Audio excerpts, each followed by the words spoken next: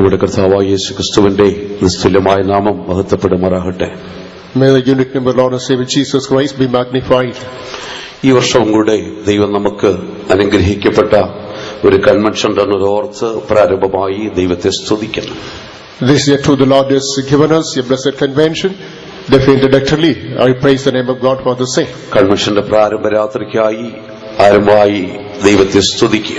First of all, I thank the Lord for the Lord has brought us unto the first evening of the fruit of these meetings. ഇന്ന് രാത്രി ഇവിടെ ഇങ്ങനൊരു convention നടക്കുമ്പോൾ കേരളത്തിന്റെ പല ഭാഗത്തും വിശുദ്ധന്മാരാൽ ഇതുപോലെയുള്ള കൺവെൻഷൻ കൂട്ടങ്ങൾ നടന്നുകൊണ്ടിരിക്കുകയാണ്. But tonight, convention meeting is organized here in different parts of Kerala. Conventions are being led by the saints of God. അവിടെയെല്ലാം ദൈവത്തിന്റെ മഹത്വം ഇറങ്ങുന്നതോടൊപ്പം ദൈവത്തിന്റെ മഹത്വം നമ്മുടെ മധ്യ ഇറങ്ങി നമ്മെ അനുഗ്രഹിക്കുവാൻ പ്രാർത്ഥനയോടെ നമുക്ക് ദൈവത്തിലായിരിക്കാം. Let us keep ourselves in the presence of God in the spirit of prayer. You know that in all such contexts, the glory of God shall overshadow. Meanwhile, our meeting shall always be led by the glory of the Lord. ഇതുവരെയും ദൈവത്തിന്റെ സന്നിധിയിലെ സന്തോഷത്തിന്റെ പരിപൂർണതയും നമ്മൾ അനുഭവിച്ചുകൊണ്ടിരിക്കുകയായിരുന്നു. So far, we have experienced different kinds of joys and the perfection of joy in the presence of God. അനുഗ്രഹിക്കപ്പെട്ട ഒരു സാക്ഷിയും കർത്താവ് നമുക്ക് ദാനമായി തന്നു. The Lord has gifted us freely a blessed testimony too. തുടർന്ന് ദൈവത്തിന്റെ വചനത്തിലൂടെ പരിശുദ്ധാത്മാവ് നമ്മോട് സംസാരിക്കുവാൻ പ്രാർത്ഥനയോടെ നമുക്ക് ദൈവസന്നിധിയിലായിരിക്കാം. In furtherance, let's keep ourselves in the presence of God in the spirit of prayer, so that God may deal with us through His word. ഈ ദിവസങ്ങളിലെ നമ്മുടെ ധ്യാനത്തിനു വേണ്ടി ഉൽപ്പത്തി പുസ്തകം 49-ാം അധ്യായം 21-ാം വാക്യം ശബ്ദമുയർത്തി നമുക്ക് വായിക്കാം. For these days of meditation, this is what the book of Genesis, read chapter 49 verse 21. Naphtali സ്വതന്ത്രയായി നടക്കുന്ന പേടമാൻ അവൻ ലാവണ്യ വാക്കുകൾ സംസാരിക്കുന്നു. നഫ്താലി സ്വതന്ത്രയായി നടക്കുന്ന പേടമാൻ അവൻ ലാവണ്യ വാക്കുകൾ സംസാരിക്കുന്നു. Naphtali is a hind at loose, he is speaking goodly words. സത്യാവേദ പുസ്തകത്തിലെ പ്രാരംഭ ഗ്രന്ഥമാണല്ലോ ഉൽപ്പത്തി പുസ്തകം. Book of Genesis is the first book in the Holy Bible. സത്യാവേദ പുസ്തകത്തിന്റെ ഗ്രീക്ക് തർജ്ജമയായ സെപ്റ്റജന്റിലാകുന്നു ആദ്യമായി ഈ പുസ്തകത്തിന് ഉൽപ്പത്തി എന്ന പേര് പരാമർശിച്ചത്. This book got the first name, that is Genesis, that is mentioned in the first volume, that is Septuagint. ഉൽപ്പത്തി പുസ്തകം 2-ാം അധ്യായം 4-ാം വാക്യത്തിൽ യഹോവയായ ദൈവം ആകാശവും ഭൂമിയും സൃഷ്ടിച്ചതിന്റെ ഉൽപ്പത്തി വിവരം എന്ന വാക്യത്തിൽ നിന്നാണ് ഈ പുസ്തകത്തിന് ഉൽപ്പത്തി എന്ന പേര് എടുക്കുവാൻ കാരണമായി തീർന്നത്. In the book of Genesis, chapter verse number 4, the Lord God makes the creation of everything, and He comes with the genealogy. From that word, Genesis came into being. വാക്കിലും പ്രവൃത്തിയിലും ശക്തനായ പ്രവാചകനും മിസ്രയീമിലെ സകല വിദ്യകളും അഭ്യസിച്ചവനുമായ മോശയാണ് ഈ പുസ്തകത്തിന്റെ എഴുത്തുകാരൻ. It is Moses who is mighty in word and deed. It is Moses and who was very powerful, who learned all the arts devised in Egypt, who is the author of this particular book. വായിച്ച വേദഭാഗത്തേക്ക് നമ്മൾ കടന്നു വരുമ്പോൾ when we focus attention on the key words which we just read now, ഗോത്രപിതാവായ യാക്കോബ് തന്റെ വാർദ്ധക്യത്തിൽ തന്റെ മക്കൾ ഓരോരുത്തരെയും വ്യക്തിപരമായി അനുഗ്രഹിക്കുന്ന ഒരു ഭാഗമാണ് നമ്മൾ വായിച്ചു കേട്ടത്. During the ripe of his days, Jacob the patriarch, he was calling out all his sons and to bless one after another. This is a statement in connection with the same. യാക്കോബിന്റെ 6-ാമത്തെ പുത്രനായ നഫ്താലിയെ അനുഗ്രഹിക്കുന്ന ഒരു വാക്യമാണ് നമ്മൾ വായിച്ചത്. Just now we have read and heard a statement that is stated by his father as a mock blessing to his Naphtali, his son, the 6th one. Naphtali എന്ന പേരിന്റെ അർത്ഥം പൊരുതുക എന്നുള്ളതാകുന്നു. The meaning of the Naphtali is waging the battle.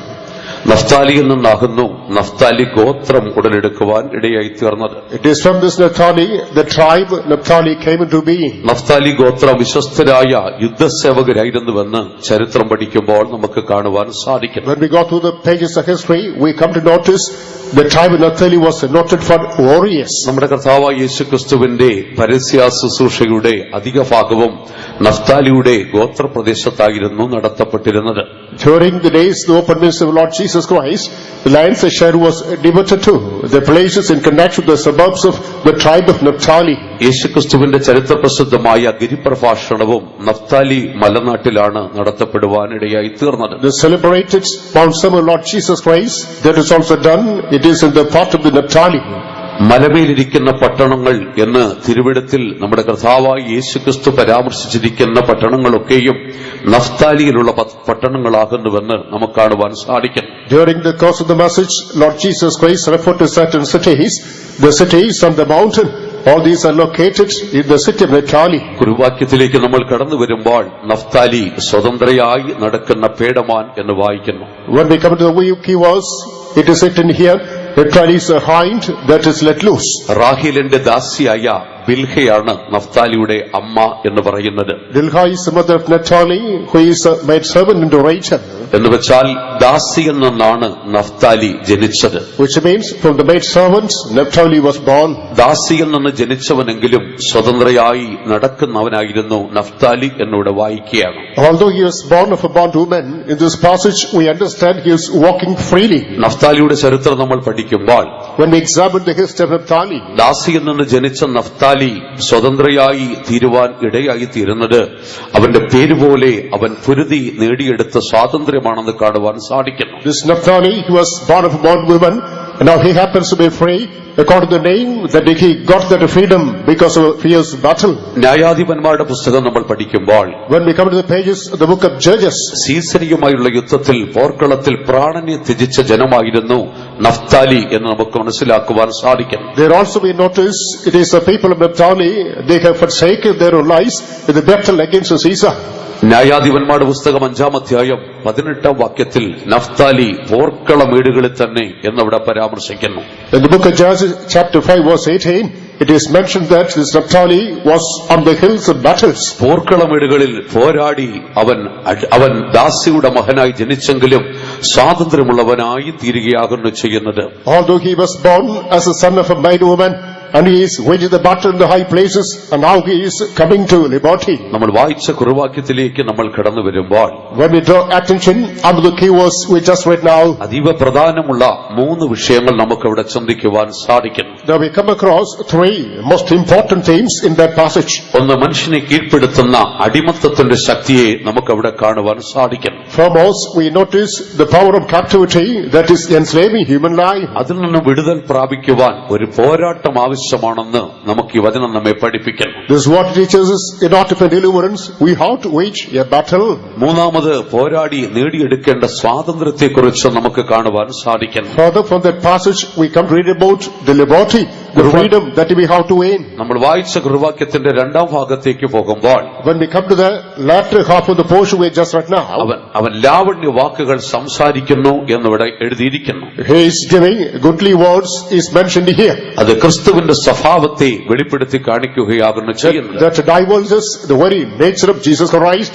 ആകയാൽ സ്വതന്ത്രരായ നാം നമ്മൾ പ്രാപിക്കേണ്ട ക്രിസ്തുവിന്റെ സ്വഭാവത്തെയും അവിടെ പഠിക്കുവാൻ സാധിക്കും. Therefore, we are free. What are the natures of Lord Jesus Christ we have to accumulate is also mentioned today. ക്രിസ്തുവിനോടുകൂടെ വാഴുവാൻ നമ്മൾ സ്വാതന്ത്ര്യമുള്ളവരായി തീരേണ്ടിയിരിക്കുന്നു. In order to reign with the Lord Jesus Christ, we must be led unto liberty. ഗലാത്യലേഖനം 4-ാം അധ്യായം 26-ാം വാക്യത്തിലേക്ക് നമ്മൾ കടന്നു വരുമ്പോൾ Coming to Galatians chapter 4, verse number 26. നമ്മുടെ കർത്താവ് നമുക്ക് വേണ്ടി ഒരുക്കുന്ന വിശുദ്ധ നഗരത്തെക്കുറിച്ചൊരു പരാമർശമോടെ കാണുവാൻ സാധിക്കുന്നു. We read about reference that is made to the holy city the Lord is preparing for us. മീതെയുള്ള യെരുശലേമോ സ്വതന്ത്രയാകുന്നു എന്ന് വായിക്കുന്നു. Jerusalem which is above is free. ദൈവം തന്റെ ജനത്തിനു വേണ്ടി ഒരുക്കുന്ന നഗരം ഒരു സ്വതന്ത്ര പട്ടണമാകുന്നു എന്നിവിടെ കാണുവാൻ സാധിക്കുന്നു. The city that the Lord is preparing for the people of God is a free one. ആകയാൽ അടിമകൾക്ക് ഒരിക്കലും അവിടെ പാർക്കുവാൻ സാധിക്കത്തില്ല. Therefore, the slaves can no more dwell in that city. ആകയാൽ സ്വർഗത്തിൽ കർത്താവിനോടുകൂടെ ആ സ്വതന്ത്ര നഗരത്തിൽ പാർക്കുവാൻ കഴിയണമെങ്കിൽ In order to dwell with the Lord in that heavenly city in heaven, നമ്മൾ യഥാർത്ഥമായി സ്വാതന്ത്ര്യം നമ്മുടെ ജീവിതത്തിൽ അനുഭവിക്കുന്നവരായി തീരേണ്ടിയിരിക്കുന്നു. indeed, we have to experience the true spirit of freedom in our life. ആകയാൽ ഈ നാളുകളായി നമ്മൾ നഫ്താലിയെ പോലെ പോർക്കളത്തിൽ പൊരുതി നമ്മൾ സ്വാതന്ത്ര്യത്തെ പ്രാപിക്കുവാൻ നമ്മൾ ഒരുങ്ങേണ്ടിയിരിക്കുന്നു. Therefore, these days we have to get also prepared in order to wage the battle like Naphtali and attain freedom. നമ്മുടെ കർത്താവ് യേശുക്രിസ്തു ഈ ലോകത്തിൽ വന്നത് മാനവജാതിക്ക് ആത്മീകമായ സ്വാതന്ത്ര്യത്തെ തരുവാൻ വേണ്ടിയായിരുന്നു. Lord Jesus Christ paid his visit to the world in order to command spiritual deliverance to mankind. ബദ്ധന്മാർക്ക് വിടുതലും തടവുകാർക്ക് സ്വാതന്ത്ര്യം കൊടുക്കുവാനായിട്ടാണ് യേശു ലോകത്തിലേക്ക് വന്നത്. Lord Jesus Christ came into the world in order to command deliverance to the captives and freedom to the bound. യെശയ്യാ പ്രവാചകന്റെ പുസ്തകം 61 അധ്യായം അതിന്റെ 1 വാക്യത്തിലേക്ക് നമ്മൾ വരുമ്പോൾ, When we come to the book of Isaiah chapter 61, the first verse,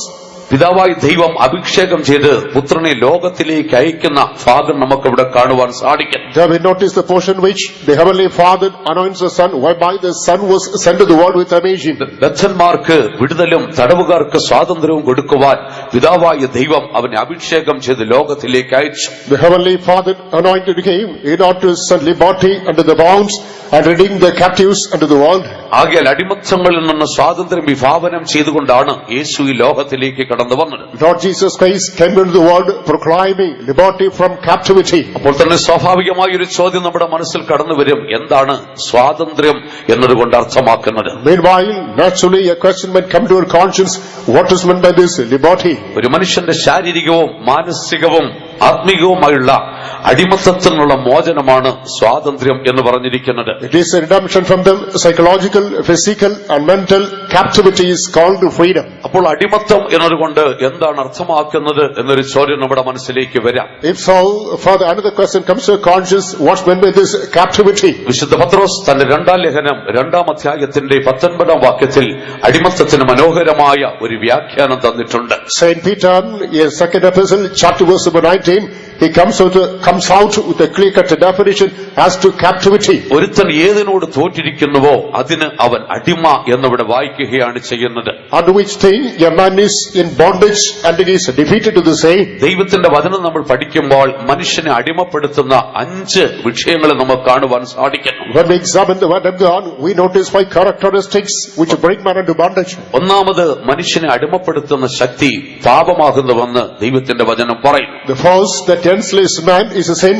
That is the first context mentioned by the word of God. ഇന്ന് ലോകത്തിൽ എത്രയോ മനുഷ്യർ പാപത്തിന് അടിമകളായി ലോകത്തിൽ ജീവിക്കുന്നു. Today, plenty people in the world are enslaved to sin and leading a life of bondage in sin. രണ്ടാമത് മനുഷ്യനെ അടിമപ്പെടുത്തുന്നത് മരണഭയമാകുന്നുവെന്ന് ദൈവത്തിന്റെ വചനം നമ്മെ പഠിപ്പിക്കുന്നു. The word of God teaches the second thing that enslaves man is the fear of death.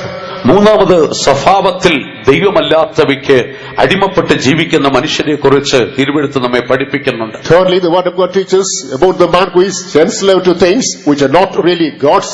നാലാമത് മനുഷ്യനെ അടിമപ്പെടുത്തുന്ന ഒരു വിഷയം അത് മനുഷ്യന്റെ അജ്ഞതയാകുന്നുവെന്ന് കാണുവാൻ സാധിക്കും. The fourth aspect that captivates man is man's own ignorance. അഞ്ചാമതായി നിത്യനാശത്തിന് അടിമപ്പെട്ട മനുഷ്യരെയും നമുക്ക് ലോകത്തിൽ കാണുവാൻ സാധിക്കും. Fifthly, the word of witness, the man who is enslaved to the eternal damnation. ആകയാൽ പാപം മനുഷ്യനെ അടിമപ്പെടുത്തുന്നു. Therefore, sin enslaves man. മരണഭയം മനുഷ്യനെ അടിമപ്പെടുത്തുന്നു. Fear of death captivates man. സ്വഭാവത്തിൽ ദൈവമല്ലാത്ത ദൈവങ്ങൾ മനുഷ്യനെ അടിമപ്പെടുത്തുന്നു. Ungodly gods capture man. അജ്ഞത മനുഷ്യനെ അടിമപ്പെടുത്തുന്നു. Ignorance enslaves man. മനുഷ്യൻ നിത്യനാശത്തിനും അടിമകളായി ലോകത്തിൽ ജീവിക്കുന്നു. Man be leading a life in this world bound everlasting damnation. ഈ 5 അടിമത്തങ്ങളും മനുഷ്യന്റെ ജീവിതത്തിൽ കൊണ്ടുവരുന്നത് അടിസ്ഥാനപരമായി സാത്താനാകുന്നു. Fundamentally, it is the devil who is fetching these 5 branches of captivity in the human life. സാത്താനാണ് മനുഷ്യനെ പാപത്തിനടിമയാക്കി തീർക്കുന്നത്. The devil is enslaving man under the captivity of sin. സാത്താനാണ് മരണഭയത്തിനും മനുഷ്യനെ അടിമകളാക്കി തീർക്കുന്നത് എന്ന് കാണുവാൻ സാധിക്കുന്നു. We notice it is the devil who is bringing man under the subjection of the fear of death. സ്വഭാവത്തിൽ ദൈവമല്ലാത്തതിന് അടിമകളാക്കി മനുഷ്യനെ മാറ്റുന്നതും പിശാച് തന്നെയാകുന്നു. For the same devil who is just pushing this man unto slaves and the things that are not really God's. മനുഷ്യന്റെ ബുദ്ധിയിൽ വികാസം പ്രാപിക്കാതെ അവനെ അജ്ഞനാക്കി സൂക്ഷിക്കുന്നതും പിശാച് തന്നെയാകുന്നെന്ന് കാണുവാൻ സാധിക്കുന്നു. Man is not able to find enlightenment. This man is now bound in the grip of ignorance. The process is done by the same devil. മനുഷ്യനെ നിത്യനാശത്തിന് അടിമയാക്കി തീർക്കുന്നതും പിശാചിന്റെ പ്രവൃത്തിയാകുന്നു. In furtherance, it is the work of the devil that is captivating man to be under the clutches of the everlasting damnation. മനുഷ്യനെ അടിമപ്പെടുത്തുന്ന ഒന്നാമത്തെ ശക്തി പാപമാകുന്നുവെന്ന് നമ്മൾ ചിന്തിച്ചല്ലോ. Thus we understand understand is the first spirit that enslaves man is sin. വിശുദ്ധ യോഹന്നാന്റെ സുവിശേഷം 8-ാം അധ്യായം 34-ാം വാക്യത്തിലേക്ക് നമ്മൾ വരുമ്പോൾ When we come to John's Gospel, chapter 8, verse 34, യേശുക്രിസ്തു ഇപ്രകാരം തിരുവായ്മൊഴിയുണ്ടായി. in the words of Lord Jesus Christ, ആമേൻ ആമേൻ ഞാൻ നിങ്ങളോട് പറയുന്നു, verily, verily, I say unto you, പാപം ചെയ്യുന്നവരെല്ലാം പാപത്തിന്റെ ദാസനാകുന്നു എന്ന് പറഞ്ഞിരിക്കുന്നു. all that commit sin are the servants, slaves of sin. യോഹന്നാന്റെ സുവിശേഷം 8-ാം അധ്യായം 34-ാം വാക്യം വായിക്കാം. അതിന് യേശു, ആമേൻ ആമേൻ ഞാൻ നിങ്ങളോട് പറയുന്നു, പാപം ചെയ്യുന്നവനെല്ലാം പാപത്തിന്റെ ദാസനാകുന്നു. പാപം ചെയ്യുന്നവനെല്ലാം പാപത്തിന്റെ ദാസനാകുന്നു എന്ന് പറയുന്നു. Whosoever commits a sin is a servant of sin. ഒരു പാപം ഒരു യജമാനനെ പോലെ മനുഷ്യൻ അടക്കി ഭരിക്കുന്നത് ഇവിടെ കാണുവാൻ സാധിക്കുന്നു. In this passage we notice sin is like a master having control over man. ഇന്ന് ലോകത്തിൽ എത്രയോ മനുഷ്യർ പാപത്തിന് ദാസന്മാരായി ലോകത്തിൽ ജീവിക്കുന്നുണ്ട്. Today in the present world, many people live the life being slaves to sin. ഉൽപ്പത്തി പുസ്തകം 4-ാം അധ്യായം 7-ാം വാക്യത്തിലേക്ക് നമ്മൾ വരുമ്പോൾ When we come to book of Genesis, chapter 34, verse 7, സർവശക്തനായ ദൈവം കയ്യിന് ഇപ്രകാരം ഒരു മുന്നറിയിപ്പ് കൊടുക്കുന്നതായി കാണുവാൻ സാധിക്കുന്നു. Almighty God is giving a note of caution to Cain. കയ്യിനെ പാപം നിന്റെ വാതിൽക്കൽ കിടക്കുന്നു. Cain, this sin is at the threshold. അതിന്റെ ആഗ്രഹം നിന്നിലേക്ക് ആകുന്നു. Its desire is clinging upon you. നീയോ അതിനെ കീഴടക്കണം എന്ന് അവനൊരു നിർദ്ദേശം കൊടുക്കുകയാണ്. You have to prevail upon the same. That's a warning given to him. ഈ നിർദ്ദേശം കയ്യിന് കൊടുക്കുന്നത് ദൈവത്തെ പ്രസാദിപ്പിക്കുവാൻ അവൻ പരാജയപ്പെട്ടതിന് ശേഷമാകുന്നു എന്ന് കാണുവാൻ സാധിക്കുന്നു. Alas, he miserably failed in pleasing God. Thereafter this admonition is given to him. ദൈവം നേരിട്ട് കയ്യിന് ഈ മുന്നറിയിപ്പ് കൊടുത്തിട്ടും അവന്റെ വാതിൽക്കൽ കിടന്ന പാപത്തെ കീഴ്പ്പെടുത്തുവാൻ കയ്യിന് സാധിച്ചില്ല. Even though God is straight away given the direction to Cain, this sin was at the threshold. He was not able to prevail upon it. കയ്യിൻ തന്റെ ഹൃദയത്തിന്റെ വാതിൽ പാപത്തിന് തുറന്നു കൊടുക്കുന്നതായി പിന്നീട് നമുക്ക് കാണുവാൻ സാധിക്കുന്നു. Further we come to understand Cain was opening the door of his heart for the entrance of sin. അങ്ങനെ കയ്യിൻ ദുഷ്ടനെന്നുള്ളവനായി അവന്റെ സഹോദരനെ കൊന്നുവന്ന് തിരുവെടുത്ത് നമ്മൾ പഠിക്കുന്നു. The word of God says that he is born the wicked, he kills his own brother. ആകിയാൽ പ്രിയപ്പെട്ട ദൈവമക്കളെ, ഒരു മനുഷ്യന്റെ ഹൃദയത്തിന്റെ വാതിൽക്കൽ പാപം കിടക്കുന്നു എന്ന യാഥാർത്ഥ്യം നമ്മൾ മനസ്സിലാക്കിക്കൊള്ളണം. Therefore, beloved people of God, we must understand the truth. It is a sin that is lying at the threshold of the human heart. ഹൃദയത്തിന്റെ വാതിൽക്കൽ നിന്ന് പാപം ഒരു മനുഷ്യന്റെ ഹൃദയത്തിന്റെ വാതിലിൽ കൊട്ടിക്കൊണ്ടേയിരിക്കുകയാണ്. Sin is knocking at the door of the heart of a human being. എന്താണ് ഈ പാപത്തിന്റെ ആഗ്രഹം? What is the desire of the sin? ആ ഹൃദയത്തിനകത്തേക്ക് കടക്കണമെന്നുള്ളതാണ്. Some heart that wants to enter the heart. ദൈവത്തിന്റെ വചനം നമുക്ക് തരുന്നൊരു മുന്നറിയിപ്പ്, നമ്മളതിനെ പോരാടി കീഴ്പ്പെടുത്തണമെന്നുള്ളതാകണം. The word of God gives a note of caution. We must strive against and conquer it. വെളിപ്പാട് പുസ്തകം 3-ാമത്തെ 20-ാം വാക്യത്തിലേക്ക് വരുമ്പോൾ When we come to the book of Revelation, chapter 3, verse 20, മനുഷ്യന്റെ ഹൃദയത്തിന്റെ വാതിൽക്കൽ കൊട്ടുന്ന മറ്റൊരു വ്യക്തിയെ നമുക്കവിടെ കാണുവാൻ സാധിക്കും. we come across another person who is knocking at the door of human heart. അവിടെ നമ്മുടെ കർത്താവ് യേശുക്രിസ്തു ഇപ്രകാരം പറയുകയാണ് ചെയ്യുന്നത്. Lord Jesus Christ himself says there, ഞാൻ വാതിൽക്കൽ നിന്ന് മുട്ടുന്നുവെന്ന് പറയുന്നു. behold, I'm knocking at the door. ആരെങ്കിലും എന്റെ ശബ്ദം കേട്ട് വാതിൽ തുറന്നാൽ ഞാൻ അകത്ത് വരുമെന്ന് പറയുകയാകുന്നു. If anyone hears my voice and opens the door, I will step into him. ആകയാൽ ഒരു മനുഷ്യന്റെ ഹൃദയത്തിന്റെ വാതിൽക്കൽ രണ്ട് ശബ്ദം കേൾക്കുവാൻ സാധിക്കുന്നുണ്ട്. Therefore, at the door of a human heart, we can hear two branches of voice. ഒന്ന് പാപം ഹൃദയത്തിന്റെ വാതിൽക്കൽ കിടന്ന് മുട്ടിക്കൊണ്ടിരിക്കുന്നു. In the first context, this sin is knocking at the door of human heart. മറുഭാഗത്ത് കർത്താവ് പറയുന്നു, ഞാൻ നിന്റെ ഹൃദയത്തിന്റെ വാതിൽക്കൽ മുട്ടിക്കൊണ്ടിരിക്കുന്നു. On the counters of the Lord is telling, behold, I'm knocking at the door of your heart. ഒരു വ്യക്തി ആർക്ക് അവന്റെ ഹൃദയം തുറന്നു കൊടുക്കുന്നു? Unto whom will a person open his heart? ഇന്ന് ലോകത്തിൽ അനേക മനുഷ്യർ പാപത്തിന് ഹൃദയം തുറന്നു കൊടുക്കുന്ന കാഴ്ച നമുക്ക് കാണുവാൻ സാധിക്കുന്നു. In the present world, we notice the pitiable plight.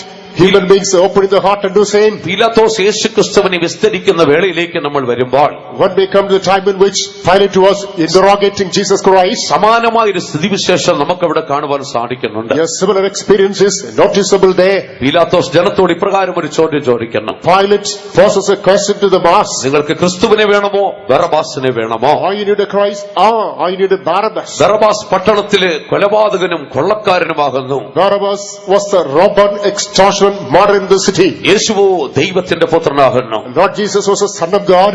ഇതാ നീതിപതി വിളിച്ച് ചോദിക്കുകയാണ്, നിങ്ങൾക്ക് ബറബാസിനെ വേണമോ യേശുവിനെ വേണമോ? Behold, the judge is asking the question, who is in need of? Is it Jesus or Barabbas? ജനം ഒരേ സ്വരത്തിൽ വിളിച്ചു പറഞ്ഞു, ഞങ്ങൾക്ക് ബറബാസിനെ വിട്ടുതരിക എന്ന്. In the collective tone, they say, come on, give us Barabbas. യേശുവിനെ ഞാൻ എന്ത് ചെയ്യണമെന്ന് ചോദിച്ചപ്പോൾ, As it is us, what must be done unto this Christ? അവനെ ക്രൂശിക്ക എന്നവർ ആർത്ത് വിളിച്ചു എന്ന് പറഞ്ഞിരിക്കുന്നു. Vociferously they shouted, crucify him. ആകയാൽ ലോകം എപ്പോഴും ബറബാസിന്റെ അഥവാ പാപത്തിന്റെ പിന്നാലെയാകും നമുക്ക് കാണുവാൻ സാധിക്കണം. Thus we come to understand this world is running after sin or Barabbas always. ആകയാൽ പ്രിയ ദൈവമക്കളെ, ദൈവത്തിന്റെ ആത്മാവ് നിന്നെ പ്രബോധിപ്പിക്കുന്നത്, All our people of God, the Spirit of God is importuning you. ലോകം പാപത്തിനും ബറബാസിനും വാതിലുകൾ, ഹൃദയത്തിന്റെ വാതിൽ തുറന്നു കൊടുക്കുമ്പോൾ, As you open the heart unto Barabbas or the sin of the world, നീ നഫ്താലിയെ പോലെ പാപത്തോട് പോരാടി ജയിക്കുന്നവനായി തീരണം. we must be waging the battle against the sin like Naphtali and conquer it. Naphtali എത്രത്തോളമാകുന്നു പോരാടിയതെന്ന് തിരുവിടത്തിൽ വ്യക്തമായി പറയുന്നുണ്ട്. What about clear terms it is mentioned, how far could Naphtali wage battle and conquer sin? Naphtali ജീവനെ ത്യജിച്ച ജനമെന്നാണ് തിരുവിടത്തിൽ പറഞ്ഞിരിക്കുന്നത്. What about this? Naphtali is the nation that abnegated life. ജീവനെ ത്യജിച്ച് അവൻ പോർക്കളത്തിൽ പോരാടി എന്ന് പറഞ്ഞിരിക്കുകയാണ് ചെയ്യുന്നത്. He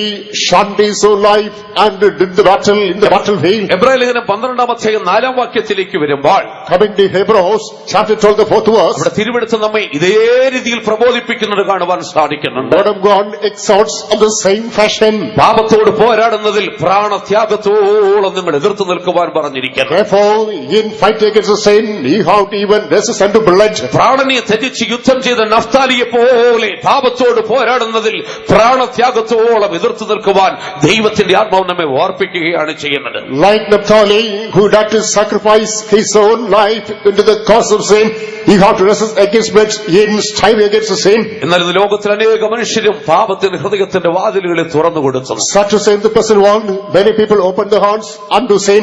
ബഹുഭൂരിപക്ഷം ജനങ്ങൾ പാപത്തിന്റെ ദാസന്മാരും അടിമകളുമായി ലോകത്തിൽ ജീവിക്കുന്ന ചിത്രം നമുക്ക് കാണുവാൻ സാധിക്കുന്നുണ്ട്. The lion's share of the vast populace that is opening the heart unto sin and the enslaved to sin, the pitiable sight is sin everywhere. അപ്പോൾ സ്വാഭാവികമായിട്ടും ചോദിക്കും, എന്താണ് പാപം എന്ന് പറയുന്നത്? Naturally, you may ask the question, what is meant by this sin? പാപത്തെ നമുക്ക് എങ്ങനെ നിർവചിക്കാം? How can we define this sin? ഒരൊറ്റ വാക്കിൽ പാപത്തെ കുറിച്ച് പറഞ്ഞാൽ, Simply speaking of this sin, സാർവലൗകികമായ ഒരു അശുദ്ധിയുടെ പ്രമാണമാണ് പാപം എന്ന് പറഞ്ഞിരിക്കുന്നത്. sin is a universal law of evil things. William button PAP എന്ന് പറയുന്ന ഒരു ദൈവശാസ്ത്രജ്ഞൻ ഉണ്ടായിരുന്നു. William Burton Pave, there was a geological scientist. താൻ പാപത്തെക്കുറിച്ച് ഇപ്രകാരമാണ് പറഞ്ഞിരിക്കുന്നത്, This is how he had up his opinion. മനുഷ്യന്റെ ദേഹി ദൈവത്തിൽ നിന്നും അകന്നു പോകുന്നതാണ് പാപം എന്ന് പറഞ്ഞിരിക്കുന്നത്. Sin is a process in which human soul is going away from the presence of God. ആകയാൽ പാപം ചെയ്യുമ്പോൾ ഒരു മനുഷ്യദേഹി ദൈവത്തിൽ നിന്ന് അകന്നു പോവുകയാണ് ചെയ്യുന്നത്. Therefore, when a man commits a sin, his human soul is distancing away from the presence of God. ദൈവം സമ്മീനിയസ് പാപത്തെക്കുറിച്ച് ഇപ്രകാരമാണ് പറഞ്ഞിരിക്കുന്നത്, There is something that opines about a sin. ദൈവിക പ്രമാണത്തിന് വിരോധമായി ചിന്തിക്കുന്നതും പ്രവർത്തിക്കുന്നതുമാണ് പാപം എന്ന് പറഞ്ഞിരിക്കുന്നത്. Thinking and walking against divine law amounts to committing sin. John Wesley പാപത്തെക്കുറിച്ച് പ്രകാരം പറഞ്ഞിരിക്കുന്നു, According to the definition of John Wesley, അറിയപ്പെട്ട പാപത്തിന് നേരെയുള്ള മനഃപൂർവ്വം, അറിയപ്പെട്ട പ്രമാണത്തിന് നേരെയുള്ള മനഃപൂർവ്വമായ ലംഘനമാണ് പാപം എന്ന് പറഞ്ഞിരിക്കുന്നത്. it is a willful transgression of the law amounts to committing sin. ദൈവത്തിന്റെ വചനം നമ്മൾ പഠിക്കുമ്പോൾ When we go through the word of God, പാപത്തെ വിവിധ നാമങ്ങളിൽ പരാമർശിച്ചിട്ടുള്ളതായി നമുക്ക് കാണുവാൻ സാധിക്കുന്നു. we come to understand this sin is portrayed in different names. എങ്കിൽ അടിസ്ഥാനപരമായി പാപത്തെ സൂചിപ്പിക്കുവാൻ രണ്ട് വാക്കുകളാണ് ഉപയോഗിച്ചിട്ടുള്ളത്. However, fundamentally, two words are used in order to highlight this sin. അതിലൊന്ന് അകൃത്യവും മറ്റൊന്ന് അതിക്രമവുമാകുന്നു. One is a transgression, the other one is iniquity. അകൃത്യവും അതിക്രമവും പാപമാകുന്നുവെന്ന് ദൈവത്തിന്റെ വചനം നമ്മെ പഠിപ്പിക്കുന്നു. Word of God teaches iniquity and the transgression are sin. എന്താണ് അകൃത്യം എന്നതുകൊണ്ട് ഉദ്ദേശിക്കുന്നത്? What is meant by iniquity? അകൃത്യം എന്ന് പറയുമ്പോൾ ഒരൊറ്റ വാക്കിൽ പറഞ്ഞാൽ ശ്രേഷ്ഠതയുടെ അഭാവമാണ് അകൃത്യം എന്ന് പറഞ്ഞിരിക്കുന്നത്. Iniquity means absence of excellence is iniquity. അകൃത്യം എന്ന് പറയുമ്പോൾ അത് ദുഷ്കർമ്മമാണെന്ന് വ്യാഖ്യാനിച്ചിരിക്കുന്നു. Transgression is an evil action. നിർദ്ദിഷ്ട വഴിവിട്ടുള്ള പോക്കിനെയും അകൃത്യം എന്ന് പറഞ്ഞിരിക്കുന്നു. Again, transgression is a process in which you are deviating off the mark. ആകയാൽ ഒരു മനുഷ്യൻ അകൃത്യം പ്രവർത്തിക്കുക എന്ന് പറയുമ്പോൾ When a man commits iniquity, അതൊരു ദൈവവൈതൽ പോകുവാൻ നിർദ്ദേശിച്ചിട്ടുള്ള നിർദ്ദിഷ്ട വഴിവിട്ടുള്ള പോക്കാണ് അവൻ അകൃത്യത്തിൽ ജീവിക്കുക എന്ന് പറയുന്നത്. that's an ordained path of a child of God. He's deviated therefrom or missing the mark.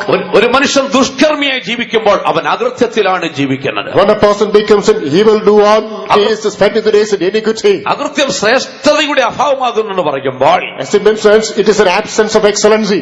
മദ്യപിക്കുന്ന ജീവിക്കുന്ന ഒരു മനുഷ്യന് ശ്രേഷ്ഠതയുണ്ടെന്ന് പറയാൻ സാധിക്കത്തില്ല. A drunkard cannot claim that he is excellent. ചൂത് കളിക്കുന്ന ഒരു വ്യക്തിക്ക് ശ്രേഷ്ഠതയുണ്ടെന്ന് പറയാൻ സാധിക്കത്തില്ല. A man plays bridge and he cannot claim that he is only. ദുർമടപ്പ് ആചരിക്കുന്ന ഒരു വ്യക്തിക്ക് ശ്രേഷ്ഠതയുണ്ടെന്ന് പറയാൻ സാധിക്കത്തില്ല. What good is fornication? Cannot say that he is esteemed person. ഒരു മനുഷ്യന്റെ ജീവിതത്തിലെ ശ്രേഷ്ഠത നഷ്ടപ്പെട്ടു പോകുന്ന അവസ്ഥയാണ് അവൻ അകൃത്യത്തിൽ ജീവിക്കുന്നത്. Therefore, a man's presence, a man's essence, a man's esteem is cut off.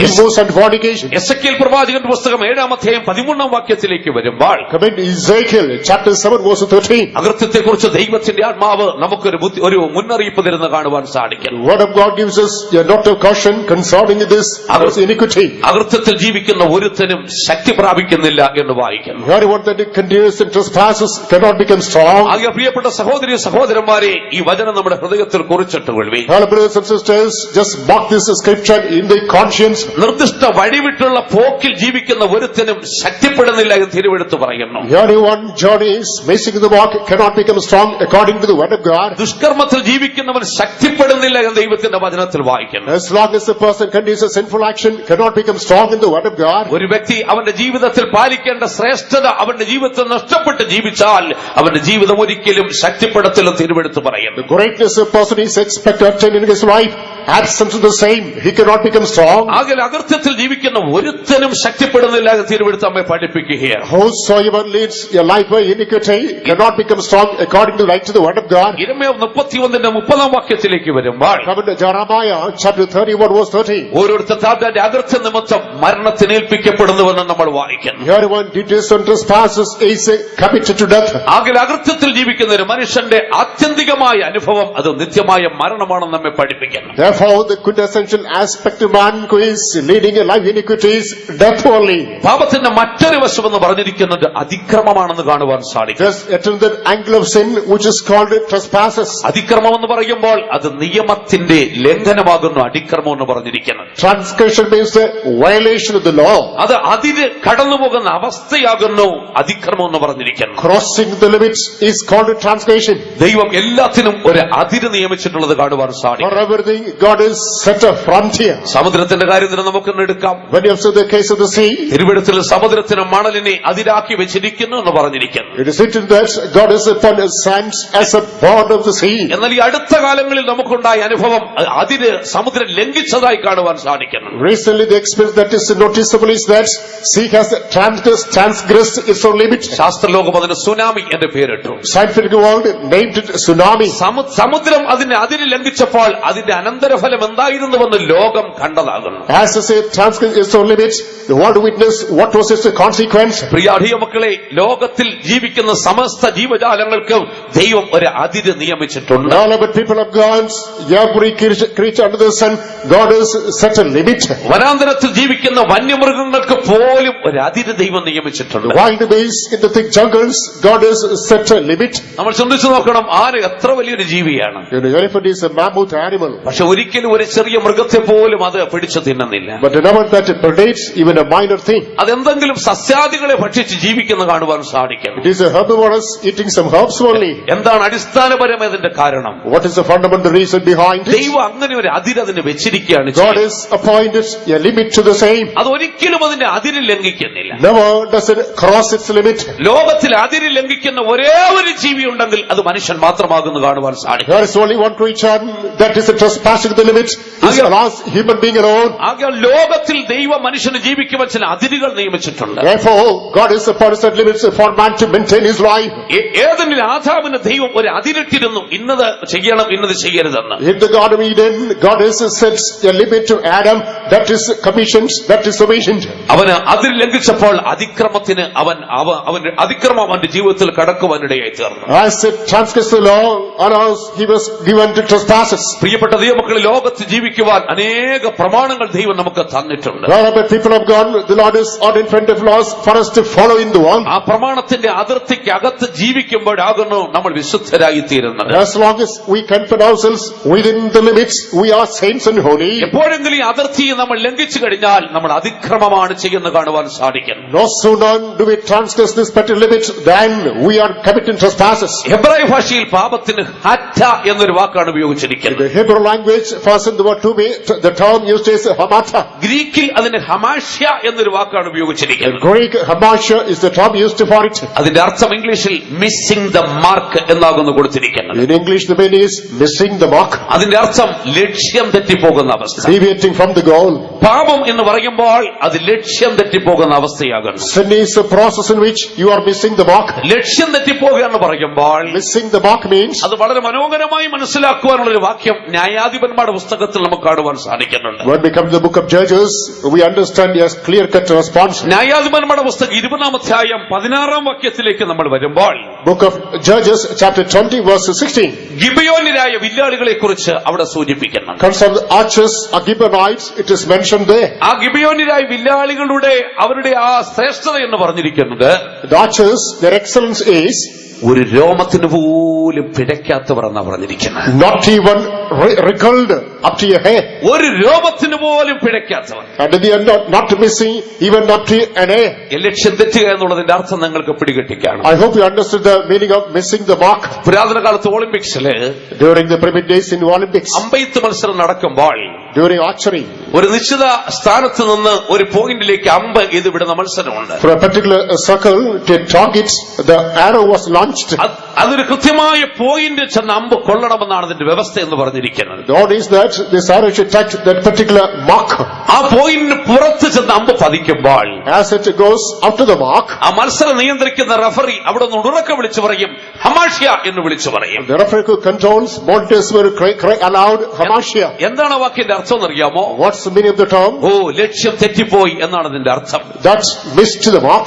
അങ്ങനെ പാപം എന്ന് പറയുന്നത് ലക്ഷ്യം തെറ്റിപ്പോകുന്ന അവസ്ഥയാകുന്നു കാണുവാൻ സാധിക്കും. Sin is a state in which you are missing the mark. സദൃശവാക്യം 8-36 വാക്യത്തിലേക്ക് വരുമ്പോൾ Proverbs chapter 8 verse 36. ദൈവത്തിന്റെ വചനം നമ്മെ ഇപ്രകാരം പ്രബോധിപ്പിക്കുന്ന കാണുവാൻ സാധിക്കും. The word of God exhorts us in this fashion. എന്നോട് പിഴയ്ക്കുന്നവൻ തനിക്ക് ജീവഹാനി വരുത്തുവാൻ നോക്കുകയാണ് ചെയ്യുന്നത്. He that misses me makes an attempt to hurt his own life. ആകെ പ്രിയപ്പെട്ട ദൈവമക്കളെ, ക്രിസ്തീയ ജീവിതം ഒരു നിർദ്ദിഷ്ട ലക്ഷ്യത്തിലേക്കുള്ള യാത്രയാകുന്നു എന്ന് കാണുവാൻ സാധിക്കും. All about people of God, we come to understand Christian life is a mark under a particular point. അതുകൊണ്ടാണ് വിശുദ്ധ പൗലോസ് ഇപ്രകാരം പറഞ്ഞിരിക്കുന്നത്, Therefore, in the verse of Saint Paul, ഓ ഞാൻ പിൻപിലുള്ളതിന്റെ മറന്നു I forget what is behind, മുന്നിലെ ഉള്ളതിലേക്ക് ആഞ്ഞുകൊണ്ട് aim what is before, പരമവിളിയുടെ വിരുദിനായി for the high praise, the high calling. എന്റെ ലാക്കിലേക്ക് ഞാൻ ഓടിക്കൊണ്ടിരിക്കുന്നു. I'm pressing toward the mark. അതാണ് ക്രിസ്തീയ ജീവിതം എന്ന് പറയുന്നത്. Thus called Christian life. ആ ലാക്ക് ഒരു വ്യക്തിക്ക് നഷ്ടപ്പെട്ടു പോകുമ്പോൾ അവൻ പാപത്തിൽ ചെന്ന് വീഴുകയാണ് ചെയ്യുന്നത്. When a person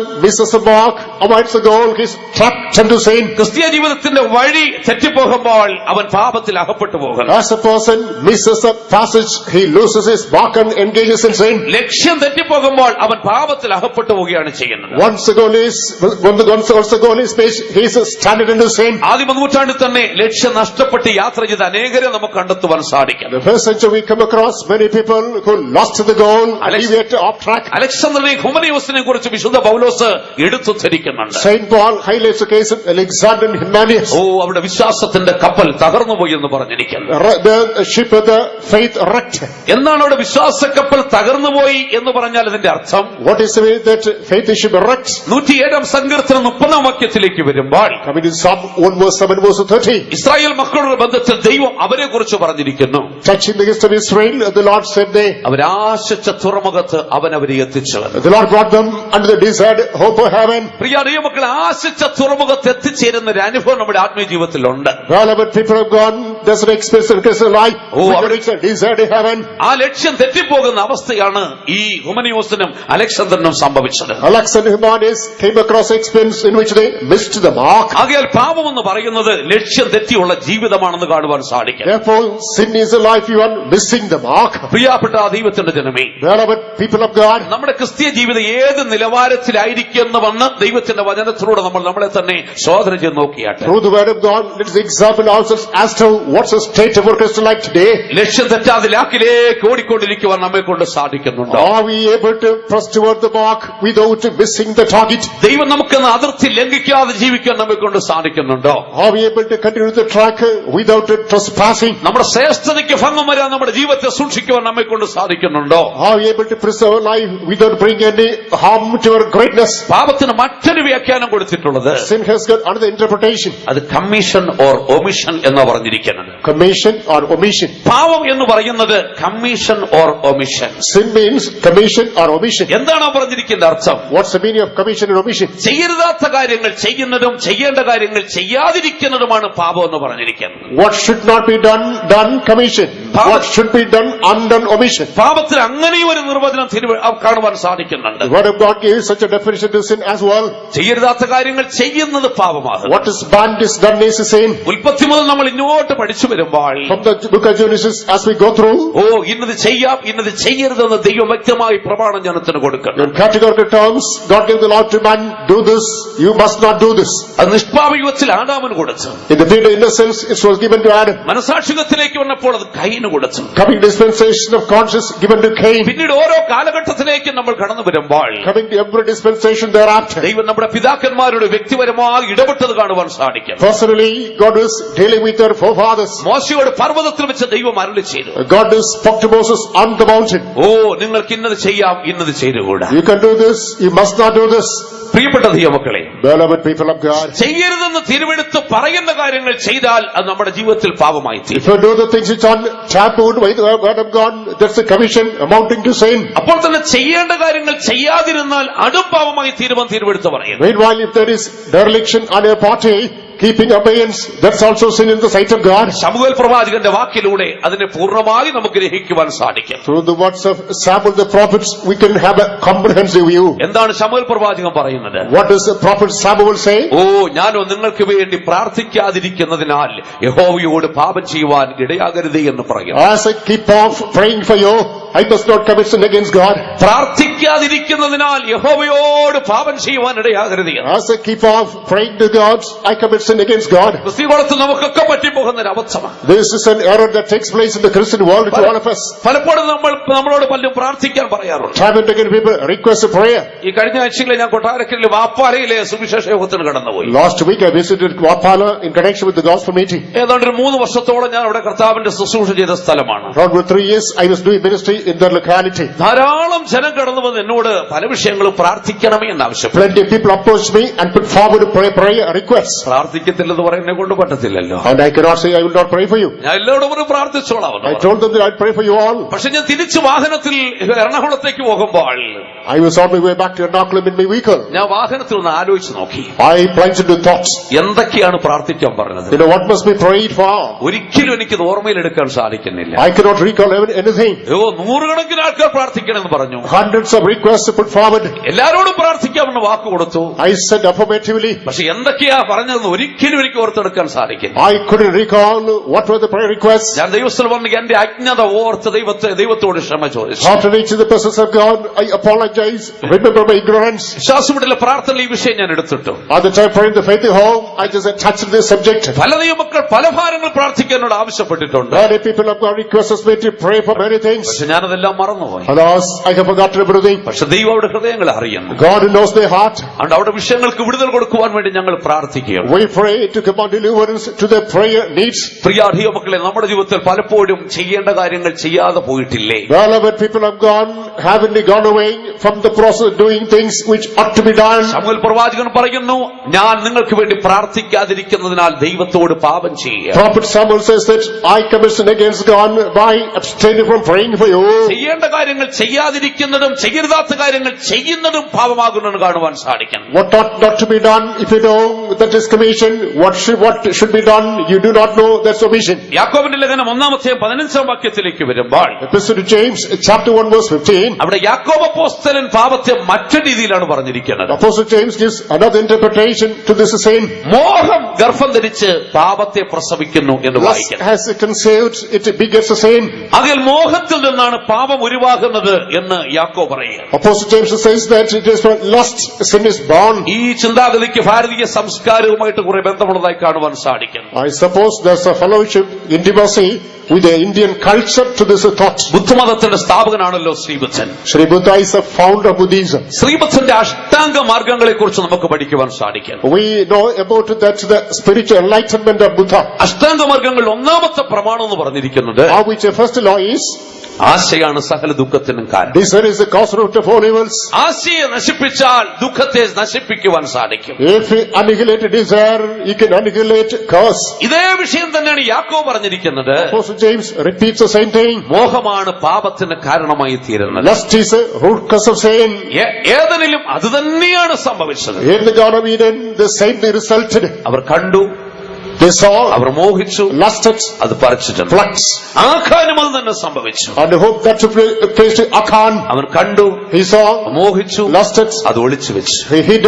പ്രിയാടിയ മക്കളെ, Wherever people of God, ഇന്ന് മനുഷ്യന്റെ കണ്ണുകളെ മോഹിപ്പിക്കുവാൻ സാത്താൻ എന്തെല്ലാം തന്ത്രങ്ങളാണ് ചെയ്യുന്നത്. the devil is making many subtleties in order to entice the human conscience. റോഡിലൂടെ നടന്നു പോകുമ്പോൾ As they passing through the way, തുണിക്കടയുടെ മുമ്പിൽ ഇങ്ങനെ തൂക്കിയിട്ടിരിക്കുക. before the textiles, the clothes are hung. ഏറ്റവും പുതിയ ചുരിദാർ, The new churidar, ഏറ്റവും പുതിയ ജീൻസ്, the latest jeans. ഒട്ടും ഇറക്കമില്ലാത്ത jeans, It is not the old one. ഏറ്റവും പുതിയ രീതിയിലുള്ളതായ മോഡലുള്ള വസ്ത്രങ്ങൾ, It is the most modern garments. അറിയാതെ അങ്ങോട്ട് കണ്ണും മുടക്കി പോവുകയാണ് ചെയ്യുന്നത്. And unwittingly, eyes are turned to that direction. പിന്നെ വീട്ടിൽ ചെന്നിരുന്നിട്ട് ഉറക്കം വരുന്നത്. After going home, now sleepless. എങ്ങനെയെങ്കിലും അതിന് ഭാഗി. Somehow or other, I must bite. മോഹം ഗർഭം ധരിക്കുകയാണ്. Lust conceives. പ്രിയപ്പെട്ട ദൈവമക്കളെ, Beloved people of God, ദൈവത്തിന്റെ വചനത്തിൽ പിശാച് മനുഷ്യനിൽ കൊണ്ടുവരുന്ന അനേക മോഹങ്ങളെ കുറിച്ച് പറഞ്ഞിട്ടുണ്ട്. what God speaks about different branches of life, the devil is injecting in the human conscience. അതിലൊന്നാണ് യൗവന മോഹം എന്ന് പറഞ്ഞിരിക്കുന്നത്. How which one is the youthful lust? യൗവനം അനവധി മോഹങ്ങളെ കൊണ്ട് നിറയപ്പെട്ട ഒരു പ്രായമാണ്. Youthhood is a period crammed with different kinds of lust. ഈ മോഹങ്ങൾ കടിമപ്പെട്ടു പോകുന്ന ഒരു വ്യക്തി പാപത്തിൽ അകപ്പെടുവാനിടയെത്തി. A person is entered to this lust is a victim to sin. ആകയാൽ യൗവന മോഹങ്ങളെ ഒരു യൗവനക്കാരൻ ജയിക്കണമെന്ന് നമ്മളെ തിരുവെടുത്ത് ഓർപ്പിക്കുകയാണ് ചെയ്യുന്നത്. The word of God advises young man should just overcome the deceitful lust. രണ്ടാമത് തിരുവെടുത്ത് ശരീരമോഹങ്ങളെ കുറിച്ച് പറഞ്ഞിരിക്കുന്നു. Secondly, the word of God speaks about the physical lust. മറ്റ് തിരുവെടുത്ത് പ്രപഞ്ചമോഹങ്ങളെ കുറിച്ച് പറഞ്ഞിരിക്കുന്നു. The word of God speaks about the lust of the world. വീണ്ടും തിരുവെടുത്ത് ഭക്തികെട്ട മോഹങ്ങളെ കുറിച്ച് പറഞ്ഞിരിക്കുന്നു. The word of God speaks about the ungodly lust. തിരുവെടുത്ത് കൺമോഹത്തെ കുറിച്ചും The പറഞ്ഞിരിക്കുന്നു. word of God speaks about the lust of the eyes. തിരുവെടുത്ത് വിഷയമോഹങ്ങളെ കുറിച്ച് The പറഞ്ഞിരിക്കുന്നു. word of God speaks of lust of the desire. ഇങ്ങനെ പലവിധമായ മോഹങ്ങൾ പിശാച് മനുഷ്യന്റെ ഹൃദയത്തിൽ കൊണ്ടുവരും. Thus the devil is bringing the human heart different branches of lust. ഈ മോഹം ഹൃദയത്തിനുള്ളിൽ കാലങ്ങൾ കൊണ്ട് ഗർഭം ധരിക്കും. So this because of desire is conceived in heart. അത് പാപത്തെ പ്രസവിക്കും. That begets sin. പാപം മനുഷ്യനെ മരണത്തിലേക്ക് കൊണ്ടുപോകും. Sin is driving man unto death. എന്നെ കേൾക്കുന്ന സഹോദരി സഹോദരന്മാരെ, Brothers and sisters, listening to me. ഈ നിലവാരത്തിൽ 2, 3, 4 വാക്കുകൊണ്ട് ഒതുക്കി തീർക്കുവാൻ കഴിയുന്ന ഒരു വിഷയമല്ല പാപം എന്ന് പറഞ്ഞിരിക്കുന്നത്. Sin is a subject that cannot be completed by giving 2 or 3 definitions. തിരുവെഴുത്തിൽ പാപത്തിന്റെ അനേക രൂപങ്ങളെ കുറിച്ച് വിവിധ നിലവാരത്തിൽ പരാമർശിച്ചിട്ടുണ്ട്. In the word of God, different kinds of portrayals are given concerning the different dimensions of sin. ഉൽപ്പത്തി പുസ്തകം 39 വാക്യത്തിലേക്ക് വരുമ്പോൾ Book of Genesis, chapter 39, verse 9. Joseph വ്യഭിചാരത്തെ മഹാദോഷം എന്ന പേരിലാണ് പരാമർശിച്ചിരിക്കുന്നത്. Joseph portrays this adultery to a hardcore sin. ഈ മഹാദോഷം പ്രവർത്തിച്ച് ഞാൻ ദൈവത്തോട് പാപം ചെയ്യുന്നത് എന്തിന്? Why should I commit sin against God by doing this great evil? ആദ്യം ഒരു വ്യക്തി വ്യഭിചാര ദോഷത്തിൽ അകപ്പെട്ടു പോകുമ്പോൾ അവൻ മഹാദോഷമാണ് പ്രവർത്തിക്കുന്നത്. When a person commits a sin of adultery, he is committing the heinous sin against God. അവൻ മഹാദോഷം പ്രവർത്തിക്കുന്നു മാത്രമല്ല, അവൻ മനുഷ്യരോടല്ല പാപം ചെയ്യുന്നത്, ദൈവത്തോട് പാപം ചെയ്യുക. Not only is he doing that heinous sin, he is committing sin against God too. ഉൽപ്പത്തി 32 വാക്യത്തിലേക്ക് വരുമ്പോൾ Genesis 32, verse 30. രൂപമടക്കം അതിന് വിഗ്രഹാരാധന മഹാപാതകമെന്നാ പറഞ്ഞിരിക്കുന്നത്. It is said that idolatry, give importance that is also sin. ഇന്ന് ക്രിസ്തീയ കോളത്തിൽ രൂപമടക്കം സർവ്വസാധാരണമായിരിക്കുക In ചെയ്യുന്നത്. this world, people just worship before deities. That has become a common phenomenon. വിശുദ്ധന്മാരുടെ രൂപങ്ങൾ ഉണ്ടാക്കി അതിനെ വണങ്ങുകയാണ് ചെയ്യുന്നത്. Making the image of saints and worshipping the same. തിരുവെടുത്തതിനെ മഹാപാതകം എന്ന പേരിലാണ് പരാമർശിച്ചിരിക്കുന്നത്. What God says, that is a great disaster. ലേവ്യ പുസ്തകം 22 അധ്യായത്തിന്റെ 9 വാക്യത്തിലേക്ക് വരുമ്പോൾ Leviticus chapter 22, verse number 9. ദൈവിക പ്രമാണങ്ങളെ നിസ്സാരമാക്കിയാൽ അത് പാപമാണ്, അതിനാൽ അവൻ മരിക്കും എന്ന് എഴുതിയിരിക്കുകയാണ് ചെയ്യുന്നത്. Trivializing the law of God, that amounts to sin, whereby he will be condemned to be killed. ദൈവത്തിന്റെ വചനത്തിൽ ചെറുതും വലുതുമായ അനേക പ്രമാണങ്ങളെ കാണുവാൻ സാധിക്കും. In the word of God we come across major and minor, minor may not plunder roses of God. ന്യായപ്രമാണത്തിൽ മോശയ്ക്ക് ദൈവം കൊടുത്ത പ്രമാണം അഗ്നിയാൽ എഴുതപ്പെട്ടതാണ്. In the law given to Moses by God is written by fire. യേശുക്രിസ്തു മുഖാന്തരം ദൈവസഭയ്ക്ക് നൽകിയ പ്രമാണം രക്തം കൊണ്ട് എഴുതപ്പെട്ടതാണ്. The law given to the church through Lord Jesus Christ is written by the blood. ആകയാൽ ഈ പ്രമാണങ്ങളെ നിസ്സാരമാക്കിയാൽ അത് പാപമാണ്. If you trivialize these laws, that amounts to sin.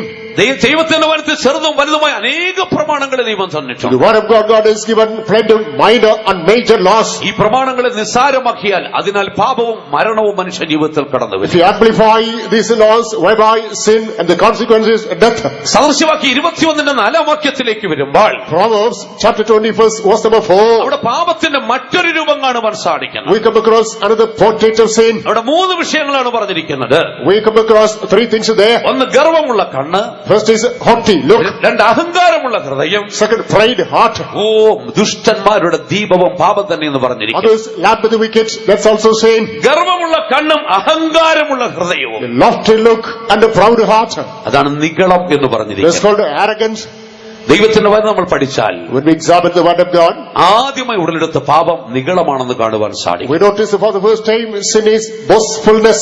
ദൂതന്മാരിലാണ് പാപം ഉടലെടുക്കുവാനിടയായി The തീർന്നത്. sin started culminating in angels. അവന്റെ സൗന്ദര്യത്തിന്റെ പ്രഭ നിമിത്തം അവൻ നിഗളിക്കുകയാണ് ചെയ്യുന്നത്. Because of the glory of his beauty, he became lofty minded. അവന്റെ വ്യാപാരത്തിന്റെ പെരുപ്പം നിമിത്തം അവന്റെ അന്തർഭാഗം നിഗളിക്കുകയാണ് ചെയ്യുന്നത്. Because of much of his excellence within, he was lofty minded. ഇപ്പോൾ അവൻ എന്താണ് പറയുന്നത്? What is he saying? ഞാൻ സ്വർഗത്തിൽ കയറും, I will ascend to heaven. ഞാൻ അത്യുന്നതനോട് സമനായി തീരും. I'll be equal to the Most High. പ്രിയ ദൈവമക്കളെ, Beloved people of God, ദൈവത്തിന്റെ വചനം നമ്മൾ പഠിച്ചാൽ when we go through the word of God, ദൈവം ക്ഷമിക്കത്തില്ലെന്ന് ആണിട്ട് പറയുന്ന 2 ഭാവങ്ങളുണ്ട്. the 2 passages God swears, telling he will not forgive. ഒരു കാലത്തും ക്ഷമിക്കാത്ത പാപങ്ങൾ, Never, some sins will be forgiven. അതിലേറ്റവും വലുത് നിഗളമാണെന്ന് കാണുവാൻ സാധിക്കും. That's when it is haughty spirit. ദൈവം പാപിയെ സ്നേഹിക്കുന്നവനാണ്. God loves a sinner. പാപിയെ തേടിയാണ് യേശു ലോകത്തിലേക്ക് വന്നത്. Jesus came to the world in search of the sinner. പക്ഷെ നിഗളിയെ കുറിച്ച് ദൈവം എന്താണ് പറയുന്നത്? Concern the proud, what's mentioned in the word of God. ദൈവം നിഗളികളോട് എതിർത്ത് നിൽക്കുന്നു. God resists the proud. ദൈവം നിഗളികളോട് എതിർത്ത് നിൽക്കുന്നു. God resists the proud. ദൈവം ഒരു പാപിയോട് എതിർത്ത് നിൽക്കുന്നെന്ന് ഒരിടത്തും പറഞ്ഞിട്ടില്ല. Never is it in the word of God. God resists against a sinner. നോക്കുക, ദൂതന്മാർ പാപം ചെയ്തു, Angels commit a sin. മനുഷ്യനും പാപം ചെയ്തു. Man too commits a sin. ദൂതന്മാരുടെ പാപം എന്തായിരുന്നു? What was the sin of the angels? നിഗളം. It was pride. മനുഷ്യന്റെ പാപം എന്തായിരുന്നു? What was in the man? അനുസരണക്കേട്. Disobedience. എന്താണ് ദൈവം ചെയ്ത പ്രവൃത്തി? What is what God did? നിഗളികളായ ദൂതന്മാരെ ന്യായവിധിക്ക് വേണ്ടി അന്ധകാരത്തിന്റെ കീഴിൽ The സൂക്ഷിച്ചു. proud angels were kept in darkness for everlasting judgment. എന്നാൽ മനുഷ്യന്റെ അനുസരണക്കേടിന് പരിഹാരം വരുത്തുവാൻ ദൈവം തന്റെ പുത്രനെ ലോകത്തിലേക്ക് അയച്ചു. Did not bring forth the remedy to the disobedience of man. God sent his only begotten Son to the world. എന്താണ് ഇതിലൂടെ നമുക്ക് മനസ്സിലാക്കുവാൻ സാധിക്കുന്നത്? What's it that we comprehend through this fact? ഗർവമുള്ള കണ്ണും അഹങ്കാരമുള്ള ഹൃദയം. Haughty look and a proud heart. നമ്മൾ പലപ്പോഴും നമുക്ക് നിഗളമില്ലെന്ന് പറയും. Traveling we say, there's no pride in me. നിങ്ങളുടെ ഹൃദയത്തിൽ നിഗളത്തിന്റെ ഒരു അംശമെങ്കിലും ഉണ്ടോ എന്ന് നിങ്ങൾക്ക് എങ്ങനെ മനസ്സിലാക്കാൻ സാധിക്കും? How can you understand at least an iota of pride in your heart?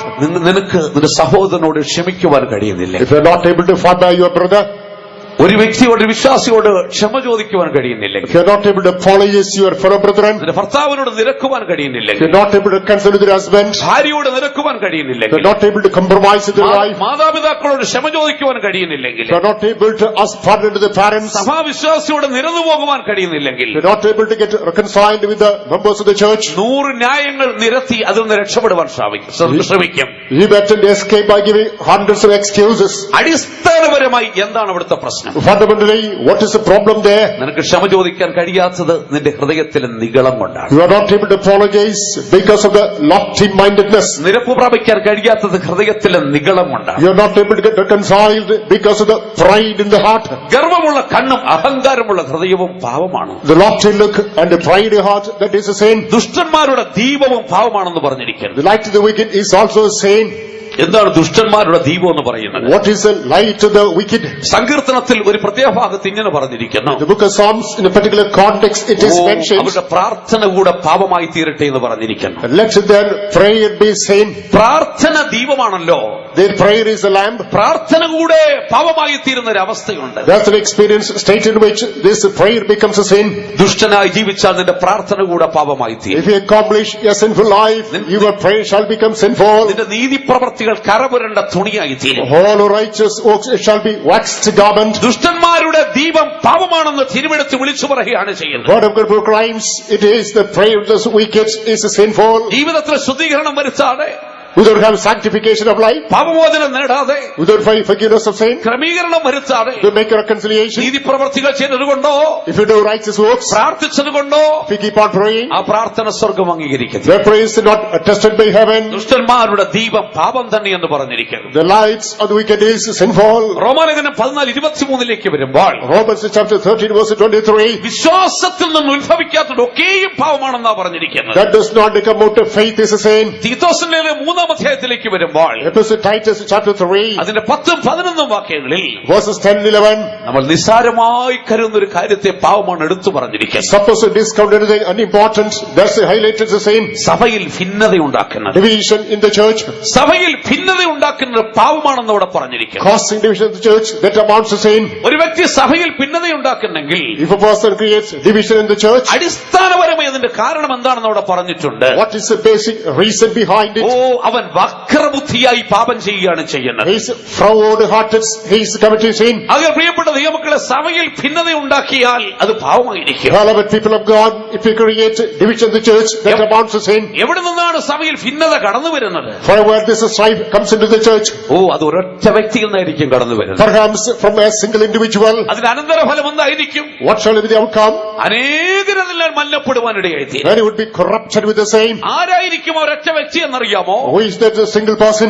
ദൈവകൃപ വിട്ടുപോയൊരു വ്യക്തി. A person who has fallen away from the grace of God. ഒരു വ്യക്തിയിൽ ദൈവകൃപ വിട്ടുപോകുമ്പോഴാണ് അവന് കൈപ്പുള്ള വേര് മുളയ്ക്കുന്നത്. When a person falls from the grace of God, bitter root sprouts up in him. അവൻ സഭയിൽ ഭിന്നത വരുത്തും. He creates strife in the church. അവൻ വക്രബുദ്ധിയായി പാപം ചെയ്യുവാൻ ഇടയായി. He becomes froward-hearted. He commits the sin. പ്രിയപ്പെട്ട ദൈവമക്കളെ, Beloved people of God, കർത്താവ് യേശുക്രിസ്തുവിന്റെ ഉപമകൾ പഠിച്ചാൽ, when we go through the parables of Jesus Christ, അവന്റെ ഉപമകളിൽ പാപത്തിന്റെ വിവിധ വശങ്ങളെ കുറിച്ച് മനോഹരമായിട്ട് പറഞ്ഞിട്ടുണ്ട്. parables portray the multifaceted aspects of sin. കപടഭക്തി പാപമാണെന്ന് അവൻ ഉപമയിലൂടെ സ്ഥാപിച്ചിട്ടുണ്ട്. Hypocrisy is a sin. The parable speaks about it. ദ്രവ്യാഗ്രഹം പാപമാണെന്ന് യേശുക്രിസ്തു അവൻ തെളിയിച്ചിട്ടുണ്ട്. Lord Jesus Christ proud covetousness is a sin. ദൈവദൂഷണം പാപമാണെന്ന് തിരുവെടുത്ത് നമ്മൾ കാണുന്നു. Word of God says blasphemy is a sin. സഹോദരൻ ഇടർച്ച ഉണ്ടാക്കുന്നത് പാപമാണെന്ന് തിരുവെടുത്തിൽ കാണുവാൻ സാധിക്കുന്നു. Creating offense of brethren is a sin.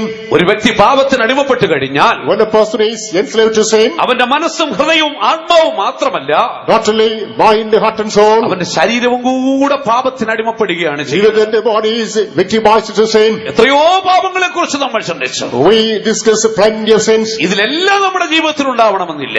All these things need not find place in our life. ഏതെങ്കിലും ഒന്ന് നമ്മുടെ ജീവിതത്തിൽ Or ഉണ്ടായി. is one of them might find place in our life. ആ പാപം നമ്മുടെ മനസ്സിനെയും ഹൃദയത്തെയും ആത്മാവിനെയും മാത്രമല്ല, ശരീരത്തെയും കൂടെ അടിമപ്പെടുത്തി കളയാണ് ചെയ്യുന്നത്. That is enslaving not only the soul, heart and mind, that is enslaving the body as well. പാപം ശരീരത്തെ എങ്ങനെയാണ് അടിമപ്പെടുത്തുന്നത്? How does sin enslave the body? റോമാലേഖനം 6-19 വാക്യത്തിലേക്ക് വരുമ്പോൾ, Epistle Romans chapter 6 verse number 19. നിങ്ങളുടെ അവയവങ്ങളെ അധർമ്മത്തിനും അശുദ്ധിക്കും അടിമകളാക്കി സമർപ്പിച്ചതുപോലെ എന്ന് പറഞ്ഞിരിക്കുന്നു. It is meant as you are committed, submitted body under the members of sin. പാപത്തിൽ ജീവിക്കുന്ന ഒരു മനുഷ്യൻ A person continues a sinful life. അവന്റെ ശരീരത്തിന്റെ അവയവങ്ങളെ അധർമ്മത്തിനും അശുദ്ധിക്കും അടിമകളായി സമർപ്പിക്കുകയാണ്. The members of the body are committed to sin and uncleanness. അവന്റെ കണ്ണിനെ അവൻ അശുദ്ധിക്ക് ഏൽപ്പിക്കുന്നു. He commits his eyes to uncleanness. അവന്റെ കാലുകളെ അധർമ്മത്തിന് ഏൽപ്പിച്ചു കൊടുക്കുന്നു. He gives ears to iniquity. അവന്റെ കൈകളെ അശുദ്ധിക്ക് ഏൽപ്പിച്ചു കൊടുക്കുന്നു. He gives a hand to pollution. അവന്റെ നാവിനെ അശുദ്ധിക്ക് ഏൽപ്പിച്ചു He കൊടുക്കുന്നു. gives a tongue to defilement. അവന്റെ ചെവിയെ അശുദ്ധിക്ക് ഏൽപ്പിച്ചു He കൊടുക്കുന്നു. gives his ears to uncleanness. അവന്റെ ഹൃദയത്തെ അശുദ്ധിക്ക് ഏൽപ്പിച്ചു He gives കൊടുക്കുന്നു. a heart to filthiness. അങ്ങനെ മനുഷ്യൻ പാപത്തിനടിമയെ തീരുമ്പോൾ, Therefore, once man becomes a sinner,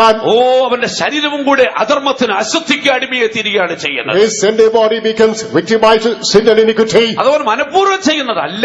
Not willingly he commits. ഒരു വ്യക്തി പാപത്തിന് അടിമപ്പെട്ട് കഴിഞ്ഞാൽ, When a person is sensitive to sin, റോമാലേഖനം 7-23 വാക്യത്തിലേക്ക് വരുമ്പോൾ, Romans chapter 7 verse 23, വിശുദ്ധ പൗലോസ് ഇപ്രകാരം പറയുകയാണ് ചെയ്യുന്നത്: in the verse of Saint Paul, എന്റെ അവയവങ്ങളിൽ in my members, എന്റെ ബുദ്ധിയുടെ പ്രമാണത്തോട് പോരാടുന്ന ഒരു പാപപ്രമാണം എന്നെ ബദ്ധനാക്കി കളയുന്നത് പറയുന്നു. that's the law of sin that is fight against my members. That is the law of sin. എന്റെ അവയവങ്ങളിൽ ഒരു പാപ പാപപ്രമാണം എന്നെ ബദ്ധനാക്കി കളയുകയാണ് ചെയ്യുന്നത്. There's a law captivating my body. ഒരു ബുദ്ധിയുടെ പ്രമാണം എന്നിലുണ്ട്, I got a law of the brain. പക്ഷെ ഒരു പാപപ്രമാണം എന്നെ പിടിച്ച് അടിമയാക്കി കളയുകയാണ് ചെയ്യുന്നത്. But a sinful law captivates and enslaves me. അതുകൊണ്ട് എന്താണ് സംഭവിക്കുന്നത്? What is the consequence? നല്ലവനാകുവാൻ എനിക്ക് ആഗ്രഹമുണ്ട്, I have the desire to be good. നന്മ ചെയ്യുവാൻ എനിക്ക് ആഗ്രഹമുണ്ട്. I have the desire to do good. പക്ഷെ ഇച്ഛിക്കാതെ തിന്മ ചെയ്തു പോകുന്നു. Alas, I do undesirable evil. ഇന്ന് പാപത്തിൽ ജീവിക്കുന്ന മനുഷ്യന്റെ യഥാർത്ഥ അവസ്ഥ ഇതാകുന്നു. Thus the real state of man who is clinging on to sinful life today. മദ്യപാനി ഒരു മനുഷ്യനോട് ചോദിച്ചു നോക്ക്, You ask a drunkard, അവൻ പറയും എനിക്ക് മദ്യപിക്കണമെന്ന് ആഗ്രഹമില്ല, he may have the desire to drink. എനിക്ക് മദ്യപാനം വിടണമെന്ന് ആഗ്രഹമുണ്ട്, He wants to keep off drinking. പക്ഷെ സാധിക്കുന്നില്ല. Alas, he is not able to do. പുകവലിക്കുന്ന ഒരു മനുഷ്യനോട് ചോദിച്ചു നോക്കിയാട്ടെ, You ask a man who is smoking, എനിക്കിത് നിർത്തണമെന്ന് ആഗ്രഹമുണ്ട്, I have the desire to give it up.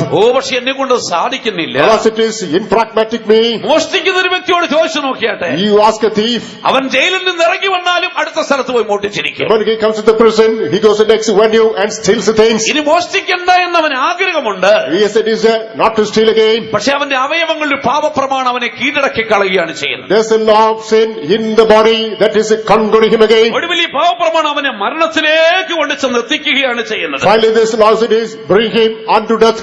അതാണ് റോമലേഖനം 6:16 നമ്മൾ വായിക്കുന്നത്. Romans chapter 6 verse 16. അവൻ തിന്മ പ്രവർത്തിച്ചിട്ട് He commits evil. മരണത്തിനായി പാപത്തിന്റെ ദാസന്മാരായി തീരുകയാണ് ചെയ്യുന്നത്. He becomes a servant of sin unto death. ഞാനൊരു അനുഭവം നിങ്ങളോട് പങ്കുവയ്ക്കാം. I would like to share an experience with you. ഞാൻ കൊട്ടാരക്കര സെന്ററിൽ ഒരു ട്രെയിനിങ് ബോയ് ആയി നിൽക്കുമ്പോൾ, When I was undergoing training at the Kottarakara Center as a training boy, വിശ്വാസമെടുത്ത് പല പ്രവൃത്തികളും രാപ്പകൽ ചെയ്യേണ്ടതായിട്ടുണ്ട്. that day we had to perform plenty of works in the faith home. അങ്ങനെ ഇരിക്കും ഒരു ദിവസം Meanwhile, one day, Kottarakkara Central Faith ഹോമിന്റെ മുകളിൽ ചില വർക്കുകൾ നടക്കുകയാണ് ചെയ്യുന്നത്. on the upper side of Kottarakara Center faith home, some construction work was carried out. ബാംഗ്ലൂരിൽ നിന്ന് വന്നൊരു കമ്പനിയുടെ പ്രതിനിധികളാണ് ഇവിടെ വർക്ക് ചെയ്യുന്നത്. Represented is a Bangalore-based company engaged in the work there. ആ വർക്ക് ചെയ്യുന്ന കൊട്ടാരക്കരയ്ക്ക് അടുത്ത് കിഴക്കേത്തിരു എന്ന് പറയുന്ന സ്ഥലത്തുള്ള ഒരാളാണ്. Near Kottarakara, at a village called Kirakekara, a person undertook this process. ഏകദേശം എന്റെ വീടും ആ നാടും ആ സ്ഥലം തന്നെയാണ്. And my native place is also belong to the same place. യാദൃച്ഛികമായി ദൈവത്തിന്റെ ആത്മാവ് എന്നോട് പറഞ്ഞു അദ്ദേഹത്തോട് സുവിശേഷം പറയണം. Inadvertently, the Spirit of God urged me to preach about the gospel to that man. ഉച്ചസമയത്ത് ഭക്ഷണം കഴിഞ്ഞിരിക്കുമ്പോൾ After lunch, ഞാൻ മുകളിൽ തന്റെ അടുക്കൽ ചെന്നു. I approached him in the upper story. ഞാൻ ചോദിച്ചു രക്ഷിക്കപ്പെട്ടയാണ്. I asked him, have you been saved? താൻ പറഞ്ഞല്ലെന്ന് പറഞ്ഞു. He replied negatively. മദ്യപിക്കാറുണ്ടോ? Do you drink? ഉണ്ടെന്ന് പറഞ്ഞു. He said affirmatively. എന്റെ ആത്മാവ് ഹൃദയത്തിൽ വല്ലാതെ എന്നെ പ്രേരിപ്പിച്ചു. My soul inspired me. ഞാൻ പറഞ്ഞു മദ്യപിക്കരുത്, I advise you not to drink.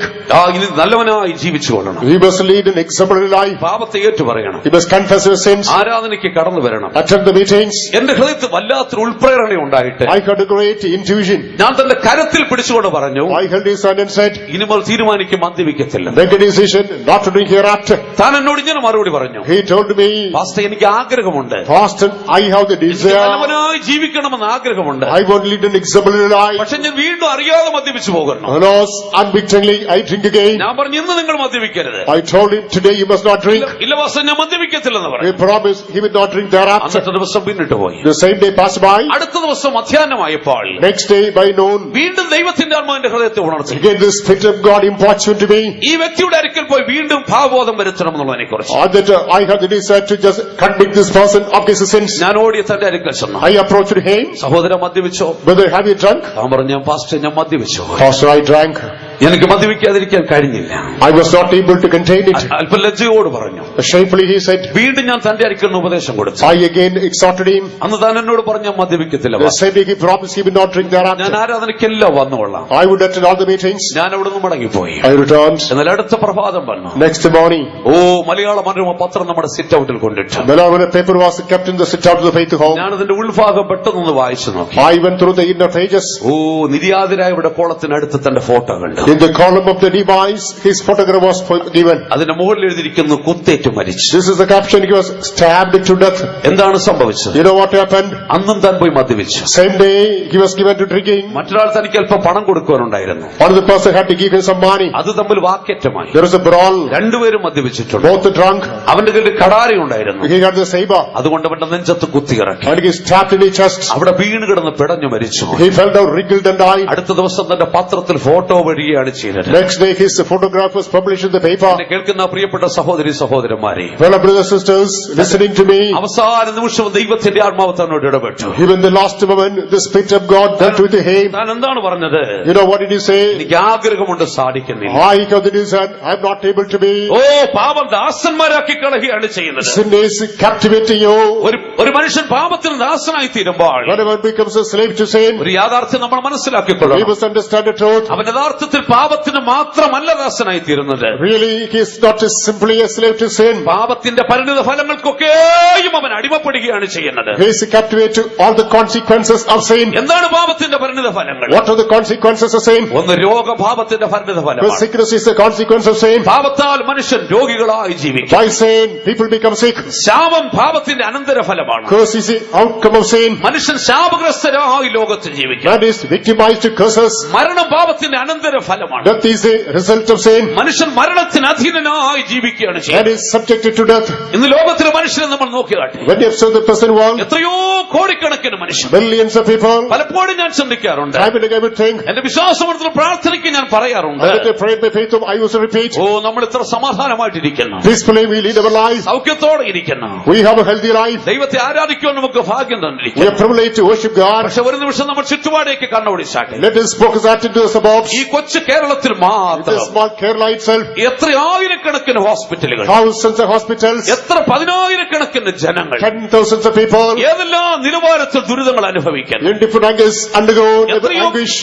പേർ ഐസിയുവിൽ കിടന്ന് ജീവനും ഇടയ്ക്ക് ചക്രശ്വാസം വലിച്ചുകൊണ്ടിരിക്കുന്നു. Many people are battling between life and death in ICU units. എത്രയോ ആംബുലൻസുകൾ തലങ്ങും വിലങ്ങും പാഞ്ഞുകൊണ്ടിരിക്കുന്നു. Many ambulances are moving helter-skelterly. എന്നെ കേൾക്കുന്ന പ്രിയപ്പെട്ട സഹോദരി My സഹോദരന്മാർ, brothers and sisters, hearing my voice tonight, ഇന്ന് രാത്രി ദൈവത്തിന്റെ വചനം നമ്മൾ കേൾക്കുമ്പോൾ tonight, as we hear the word of God, അനേക ആംബുലൻസുകൾ ഈ കേരളത്തിൽ ഓടിക്കൊണ്ടിരിക്കുകയാണ് many ചെയ്യുന്നത്. ambulances are plying in this Kerala. അനേക കുടുംബങ്ങൾ ദുരിത കടലിൽ അകപ്പെട്ട് നിലവിളിക്കുകയാണ് ചെയ്യുന്നത്. Many families plunge in the whirlpool of sufferings and lamenting. അനേകർ ജീവന് വേണ്ടി നിലവിളിക്കുകയാണ് ചെയ്യുന്നത്. Many are crying to win life again. പാവം മനുഷ്യനെ രോഗഗ്രസ്തനാക്കി തീർക്കുന്നു. Sin is a translating man, he is a sick one. ഈ യാഥാർത്ഥ്യം മനുഷ്യൻ തിരിച്ചറിയുന്നില്ല. Man fails to understand this truth. അവൻ ഓടി ഹോസ്പിറ്റലിലേക്ക് പോവുകയാണ് He is ചെയ്യുന്നത്. rushing to hospitals. യഥാർത്ഥത്തിന്റെ പാപത്തിന്റെ രോഗത്തിന്റെ രഹസ്യം എന്താണ്? Really, what is the mystery behind this sickness? ബെഥസ്ദ കുളക്കരയിൽ കിടന്ന് 38 വർഷമായി രോഗി. By a sick person prolonged 30 years sitting at the bank of Bethesda. അവൻ രോഗശാന്തിക്ക് വേണ്ടി വളരെ ശ്രമിക്കുകയുണ്ട്. He was striving to have divine healing. പക്ഷെ അവൻ രോഗശാന്തി വരുവാൻ കഴിഞ്ഞില്ല. He is not able to find healing. എന്നാൽ യേശു ആ വഴിയിലൂടെ കടന്നു വന്നു. Jesus passed by that way. കർത്താവ് അവനെ സൗഖ്യമാക്കി. The Lord had commanded healing. അവൻ എഴുന്നേറ്റ് നടന്നു. He stood up and walked. അനന്തരമായി അവനെ ദേവാലയത്തിൽ കണ്ടപ്പോൾ Thereafter, seeing in the temple, യേശു അവനോട് ഒരു കാര്യം പറഞ്ഞു. Jesus asked him അധികം തിന്മയായിട്ട് ഭവിക്കാതിരിപ്പാൻ not to be upon evil. മേലാൽ പാപം ചെയ്യരുത്. Do not commit sin anymore. ഇത്രനാളവൻ രോഗിയായിരുന്നതിന്റെ കാരണം പാപമായിരുന്നു. So far he has been sick because of sin. എന്നെ കേൾക്കുന്ന സഹോദരി സഹോദരൻ, Wherever brothers and sisters listening to me, വിട്ടുമാറാത്ത ഏതെങ്കിലും രോഗത്തിന് നിങ്ങൾ അടിമയാണോ? I answer to some fatal sickness. കുടുംബത്തിൽ പാരമ്പര്യമായ രോഗത്തിന്റെ ശക്തികൾ നിങ്ങൾ അലട്ടിക്കൊണ്ടിരിക്കുന്നുണ്ടോ? Whether the traditional power of sickness haunting your life, വൈദ്യശാസ്ത്രം നിങ്ങളുടെ മുമ്പിൽ കൈമലർത്തി കാണിക്കുന്നുണ്ടോ? medical science might miserably fail. നിന്റെ ഹൃദയത്തിൽ മറഞ്ഞു കിടക്കുന്ന എന്തെങ്കിലും പാവമുണ്ടോ എന്ന് ചിന്തിച്ചു നോക്കിയാൽ, Examine is any hidden sin in your heart. ആരോടെങ്കിലും ക്ഷമിക്കുവാനോടെന്ന് ചിന്തിച്ചു നോക്കിയാൽ, Just the thing, whether you have to forgive to anybody. ദൈവിക പ്രമാണം ലംഘിച്ചിട്ടുണ്ടോ എന്ന് ചിന്തിച്ചു നോക്കിയാൽ, Have you transgressed the commandment of God? Think about it. ദൈവം നിനക്കെന്ന ശ്രേഷ്ഠതയ്ക്ക് യോഗ്യമല്ലാത്ത രീതി ചിന്തിച്ചിട്ടുണ്ടോ, ജീവിച്ചിട്ടുണ്ടോ ചിന്തിച്ചു നോക്കിയാൽ, Just think, have you done anything that is contrary to the thing God has given you? പ്രാർത്ഥിക്കേണ്ട വിഷയത്തിന് പ്രാർത്ഥിക്കാതിരുന്നിട്ടുണ്ടോ എന്ന് ചിന്തിച്ചു നോക്കിയാൽ, Have you kept on praying the things that you are expected to pray? ഓ, മനുഷ്യന്റെ മരണത്തിനടിമയായി ജീവിക്കുകയാണ് ചെയ്യുന്നത്. Man is enslaved to the spirit of death today. മരണത്തിന് അധീനമായ ഒരു ശരീരത്തിലാണ് മനുഷ്യൻ ജീവിക്കുന്നത്. Man is in a body prone to death. മനുഷ്യന്റെ ഹൃദയത്തിൽ നിലവിളി പുറത്തേക്ക് വരികയാണ്. It is anguish coming out of human heart. ഓ, എന്നെ ആർ വിടുവിക്കും? No, who shall deliver me? ഈ ശരീരത്തിൽ എന്നെ ആർ വിടുവിക്കും? Who shall deliver me from this wretched body? വൈദ്യശാസ്ത്രം എത്രമാത്രം പുരോഗതി പ്രാപിച്ചു. Even though medical science reaches the pinnacle, ഓ, അവയവങ്ങൾ മാറ്റിവെക്കാനുള്ള കണ്ടുപിടുത്തം നടത്തി. and their inventions are made for transplantation members of the body. കോശങ്ങൾ മാറ്റിവെക്കാനുള്ള കണ്ടുപിടുത്തം നടത്തി. Transplantation cells are made. ഹാർട്ടും ലിവറും മാറ്റിവെക്കാനുള്ള കണ്ടുപിടുത്തം നടത്തി. Transplanted heart and liver can be done. പക്ഷേ ജീവനെ നിലനിർത്തുവാനുള്ള എന്നുള്ള സിദ്ധാന്തം ഇന്നുവരെ കണ്ടുപിടിച്ചിട്ടില്ല. No principle is invented not to sustain your life. മരണത്തെ കീഴ്പ്പെടുത്തുവാൻ ഇന്നുവരെ ശാസ്ത്രത്തിന് കഴിഞ്ഞിട്ടില്ല. So far, science is going to do something in order to preserve you or conquer death. എന്നെ കേൾക്കുന്ന പ്രിയ സഹോദരി സഹോദരൻ, Fellow brothers and sisters, listening to me, നമ്മുടെ കർത്താവ് യേശു ക്രിസ്തുവിലൂടെ മാത്രമേ അത് പ്രാപിക്കുവാൻ കഴിയൂ. only through Lord Jesus Christ that can be attained. ലോകത്തിൽ ആർക്കും ഇത്തരം വിഷയങ്ങൾ നമുക്ക് സ്വാതന്ത്ര്യം തരുവാൻ സാധിക്കത്തില്ല. Nobody under the sun could command effect such deliverance in our life. ലോകത്തിൽ ഒരു ഭരണകൂടത്തിനും സാധിക്കത്തില്ല. No governance in the world could effect the same. ഒരു രാഷ്ട്രീയ പാർട്ടിക്കും സാധിക്കത്തില്ല. No political party should command the same. 1941 Atlantic Charter നിങ്ങൾ കേട്ടിട്ടുണ്ടായിരിക്കും. 1941 we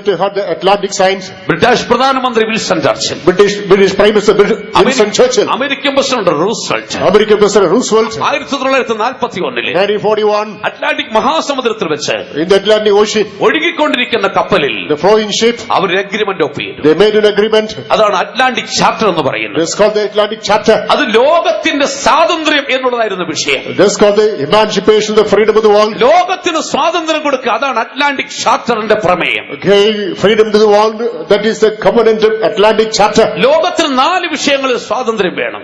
The world is in need of freedom for 4 things. ഒന്ന് ദാരിദ്ര്യത്തിൽ നിന്നുള്ള സ്വാതന്ത്ര്യം, First, the freedom from poverty, 2 ഭയത്തിൽ നിന്നുള്ള സ്വാതന്ത്ര്യം, freedom from fear, 3 ആരാധനയ്ക്കുള്ള സ്വാതന്ത്ര്യം, freedom for worship, 4 അഭിപ്രായത്തിലുള്ള സ്വാതന്ത്ര്യം. finally freedom of expression. ഇതായിരുന്നു അറ്റ്ലാന്റിക് ചാർട്ടറിൽ അവർ ഒപ്പുവെച്ചത്. So this is signed in the Pact of Atlantic Chapter. ലോകത്തിലെ ഏറ്റവും മുതിർന്ന 2 നേതാക്കന്മാർ. The greatest 2 leaders in the world. പക്ഷെ ഒരു യാഥാർത്ഥ്യം മനസ്സിലാക്കണം, You must understand one truth. പാപത്തിൽ നിന്ന് സ്വാതന്ത്ര്യം വരുത്തുവാൻ അവർക്ക് കഴിഞ്ഞിട്ടില്ല. They were not able to implement freedom from sin. രോഗത്തിൽ നിന്ന് സ്വാതന്ത്ര്യം വരുത്തുവാൻ അവിടെ എഗ്രിമെന്റ് സാധിച്ചിട്ടില്ല. They were not able to effect freedom from sickness. ശാപത്തിൽ നിന്ന് സ്വാതന്ത്ര്യം വരുത്തുവാൻ അവിടെ എഗ്രിമെന്റ് സാധിച്ചിട്ടില്ല. They were not able to effect freedom from curse. എന്നാൽ നമ്മുടെ യേശു ലോകത്തിലേക്ക് വന്നു. Lord Jesus Christ came to the world. എന്തിനു വേണ്ടിയാണ് യേശു ലോകത്തിലേക്ക് What വന്നത്? for had Jesus come to the world? മാനവജാതിക്ക് സ്വാതന്ത്ര്യത്തെ കൊടുക്കുക, To proclaim declaration of freedom to mankind. അവനെ പാപത്തിൽ നിന്ന് വിടുവിക്കുവാൻ, To deliver him from sin. അവനെ രോഗത്തിൽ നിന്ന് വിടുവിക്കുവാൻ, To deliver him from sickness. അവനെ ശാപത്തിൽ നിന്ന് വിടുവിക്കുവാൻ, To deliver him from curse. അവനെ മരണത്തിൽ നിന്ന് വിടുവിക്കുവാൻ, To deliver him from death.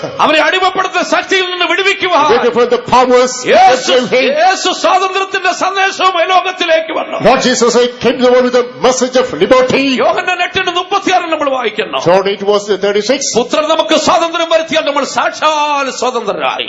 Once the Son brings us freedom, we are free forever. ലോകത്തിൽ മനുഷ്യർ തങ്ങൾ സ്വതന്ത്രരാണെന്ന് പറയുന്നു. The present people of the world say we are there free. ഓ, യഹൂദന്മാർക്കും അങ്ങനെ പ്രശംസ ഉണ്ടായിരുന്നു. Jews had all claim. ഓ, ഞങ്ങൾ യാക്കോബിന്റെ സന്തതികളാണ്, We are the generation of Jacob. ഞങ്ങൾ ആർക്കും അടിമകളായി തീർന്നിട്ടില്ല. We are not slave to anybody. ലോകത്തിൽ മനുഷ്യർ ഞങ്ങൾ സ്വതന്ത്രരാണെന്ന് പറയുന്നു. The people who say they are free. പക്ഷെ തിരുവെടുത്ത് വ്യക്തമായി നിന്നെ പഠിപ്പിക്കുന്ന Word of God teaches in clear terms. കർത്താവ് നിന്നെ സ്വതന്ത്രനാക്കിയില്ലെങ്കിൽ നീ സ്വതന്ത്രനല്ല. Unless the Lord sets you free, you are not at all free. ഗലാത്യലേഖനം 5:1 വാക്യത്തിൽ നമ്മൾ വായിക്കുന്നു, Galatians chapter 5 the first verse. സ്വാതന്ത്ര്യത്തിലെ ക്രിസ്തു നമ്മെ സ്വതന്ത്രനാക്കിയിരിക്കുന്നു. Christ has set us free into liberty. ആകയാൽ അതിൽ ഉറച്ചു നിൽക്കുന്നവരായി തീരുവിൻ. Therefore you must become firm in it. അടിമനുഖത്തിൽ പിന്നെയും നിങ്ങൾ കുടുങ്ങിപ്പോകുന്നവരാവരുത്. Be not entangled under yoke of bondage again. ഇന്ന് രാത്രി എത്ര ദൈവമക്കളെ സ്വാതന്ത്ര്യം പ്രാപിച്ചു? Tonight, how many people of God could attain this freedom? അതോ ഇന്ന് പാപത്തിന് ദാസനായി നീ ജീവിക്കുന്നു? Or still, I will be slave to sin. വിട്ടുമാറാത്ത രോഗത്തിന് അടിമയായി നീ ജീവിക്കുന്നുണ്ടോ? I enslave to a sin that is an inseparable wrath. നിന്റെ കുടുംബത്തെ തകർക്കുന്ന ശാപങ്ങൾക്ക് അടിമയായി നീ ജീവിക്കുന്നുണ്ടോ? I enslave a curse that is destroying your family. മരണത്തിന് അടിമയായി നീ ജീവിക്കുന്നുണ്ടോ? I be enslaved to spirit of death. എന്നെ കേൾക്കുന്ന പ്രിയപ്പെട്ട സഹോദരി സഹോദരന്മാർ, Fellow brothers and sisters, listening to me tonight, യഥാർത്ഥമായ സ്വാതന്ത്ര്യത്തിലേക്ക് കടന്നു വരുവിൻ. let us step into the real liberty. യേശു ക്രിസ്തു നമുക്ക് സ്വാതന്ത്ര്യം വരും. Jesus Christ brings this freedom to us. യോഹന്നാൻ 8:32 വരുമ്പോൾ John 8 chapter 38. നമുക്ക് സ്വാതന്ത്ര്യം വരുത്തുന്ന മറ്റൊരു വിഷയത്തെ കുറിച്ച് പറയുന്നു. We read about another aspect that brings us freedom. ഓ, ദൈവത്തിന്റെ വചനമാണ് നമുക്ക് സ്വാതന്ത്ര്യം It is തരുന്നത്. the word of God that brings us freedom. സത്യം നമ്മെ സ്വതന്ത്രരാക്കി തീർക്കുമെന്ന് The പറഞ്ഞിരിക്കുന്നു. truth shall set us free.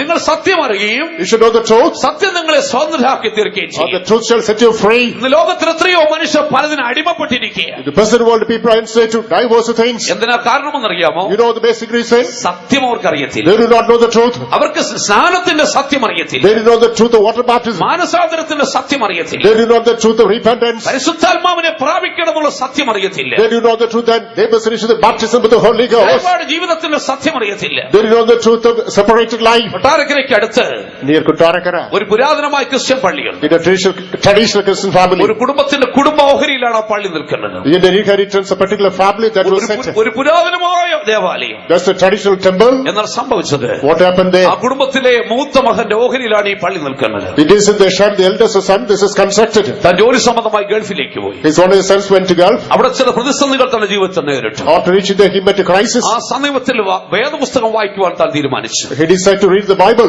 വേദപുസ്തകം വായിച്ചപ്പോൾ When he went through the scripture, സത്യം താൻ അറിഞ്ഞു. he knew the truth. സത്യം തന്നെ സ്വതന്ത്രനാക്കി. The truth is set him free.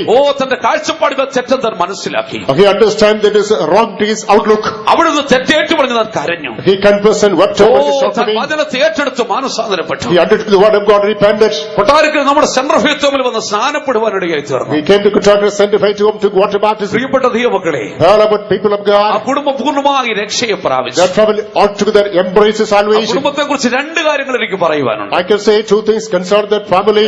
അദ്ദേഹത്തിന്റെ ഭാര്യ ധനാഠ്യ ഒരു കുടുംബത്തിലുള്ളതാകുന്നു. His wife represents an aristocratic family. താൻ ഉപവാസ പ്രാർത്ഥനയ്ക്കൊക്കെ കടന്നു വരുന്നുണ്ട്. She would attend the fasting prayers.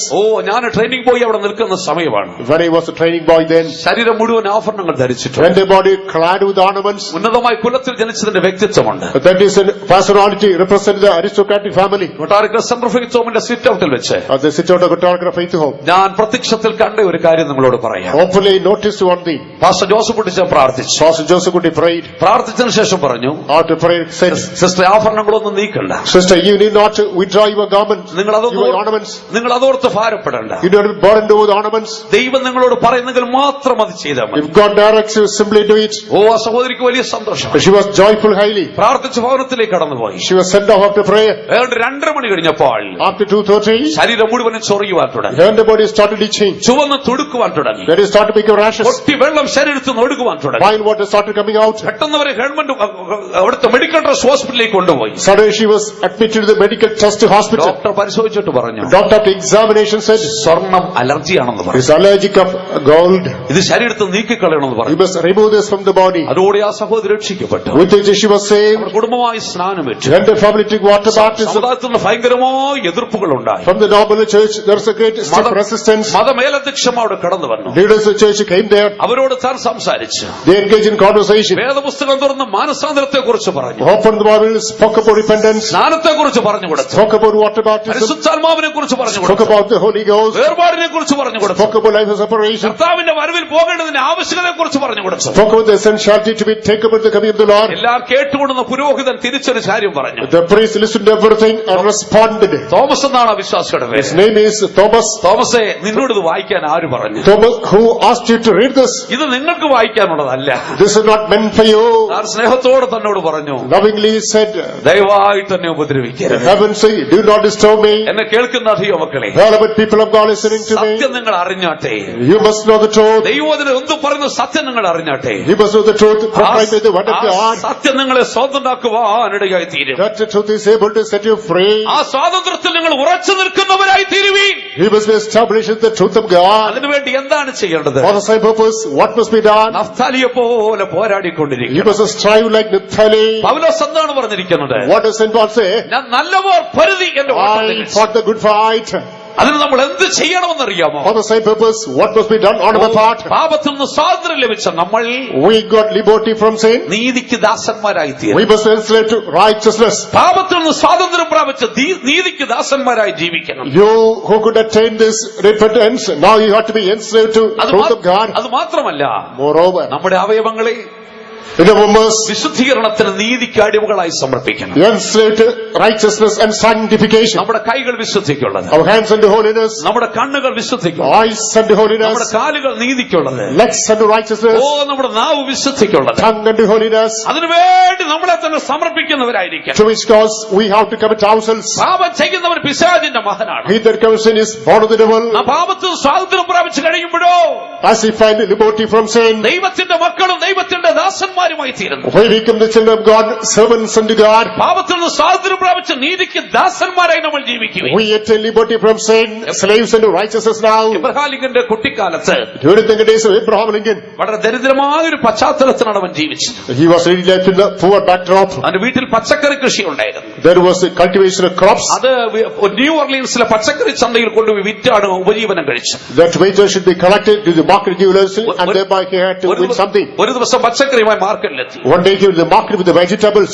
അവിടെ അടിമകളെ വിൽക്കാൻ നിർത്തിയിരിക്കുന്ന കാഴ്ച അവൻ കണ്ടു. Slaves were kept in order to sell. അവന്റെ ഹൃദയം വല്ലാതെ വേദനപ്പെട്ടു. He was overburdened. അവന്റെ കയ്യിലുള്ള പണം അവൻ എണ്ണി നോക്കി. And he counted the currency. ഒരു ചെറുപ്പക്കാരനായ അടിമയ്ക്ക് അവൻ വില പറഞ്ഞു. So he just offered the price for a young slave. അവന്റെ കയ്യിലുള്ള പണം കൊണ്ട് അടിമയെ വാങ്ങിച്ചു. He bought that young slave. അവനെ വാങ്ങിച്ച് പുറത്തു കൊണ്ടുവന്നിട്ട് He was brought out. ആ അടിമയോട് എബ്രഹാലിങ്ങൾ പറഞ്ഞു, Abraham told that slave, സഹോദരാ നീ പോയിക്കൊണ്ട്, brother, you are free now. നിന്റെ വില ഞാൻ കൊടുത്തു കഴിഞ്ഞു. I paid your price. നിന്നെ ഇനി ആരും അടിമയാക്കത്തില്ല. No one shall enslave you again. ഞാൻ നിന്നെ സ്വതന്ത്രനാക്കിയിരിക്കും. I can set you free. ചീട്ട് അവന്റെ കയ്യിൽ ഏൽപ്പിച്ചു. The lot was given to him. എന്നാൽ അടിമ എന്ത് ചെയ്തു? You know what the slave do? എബ്രഹാലിങ്ങളുടെ കാൽക്കൽ വീണു. He just prostrated at the feet of Abraham.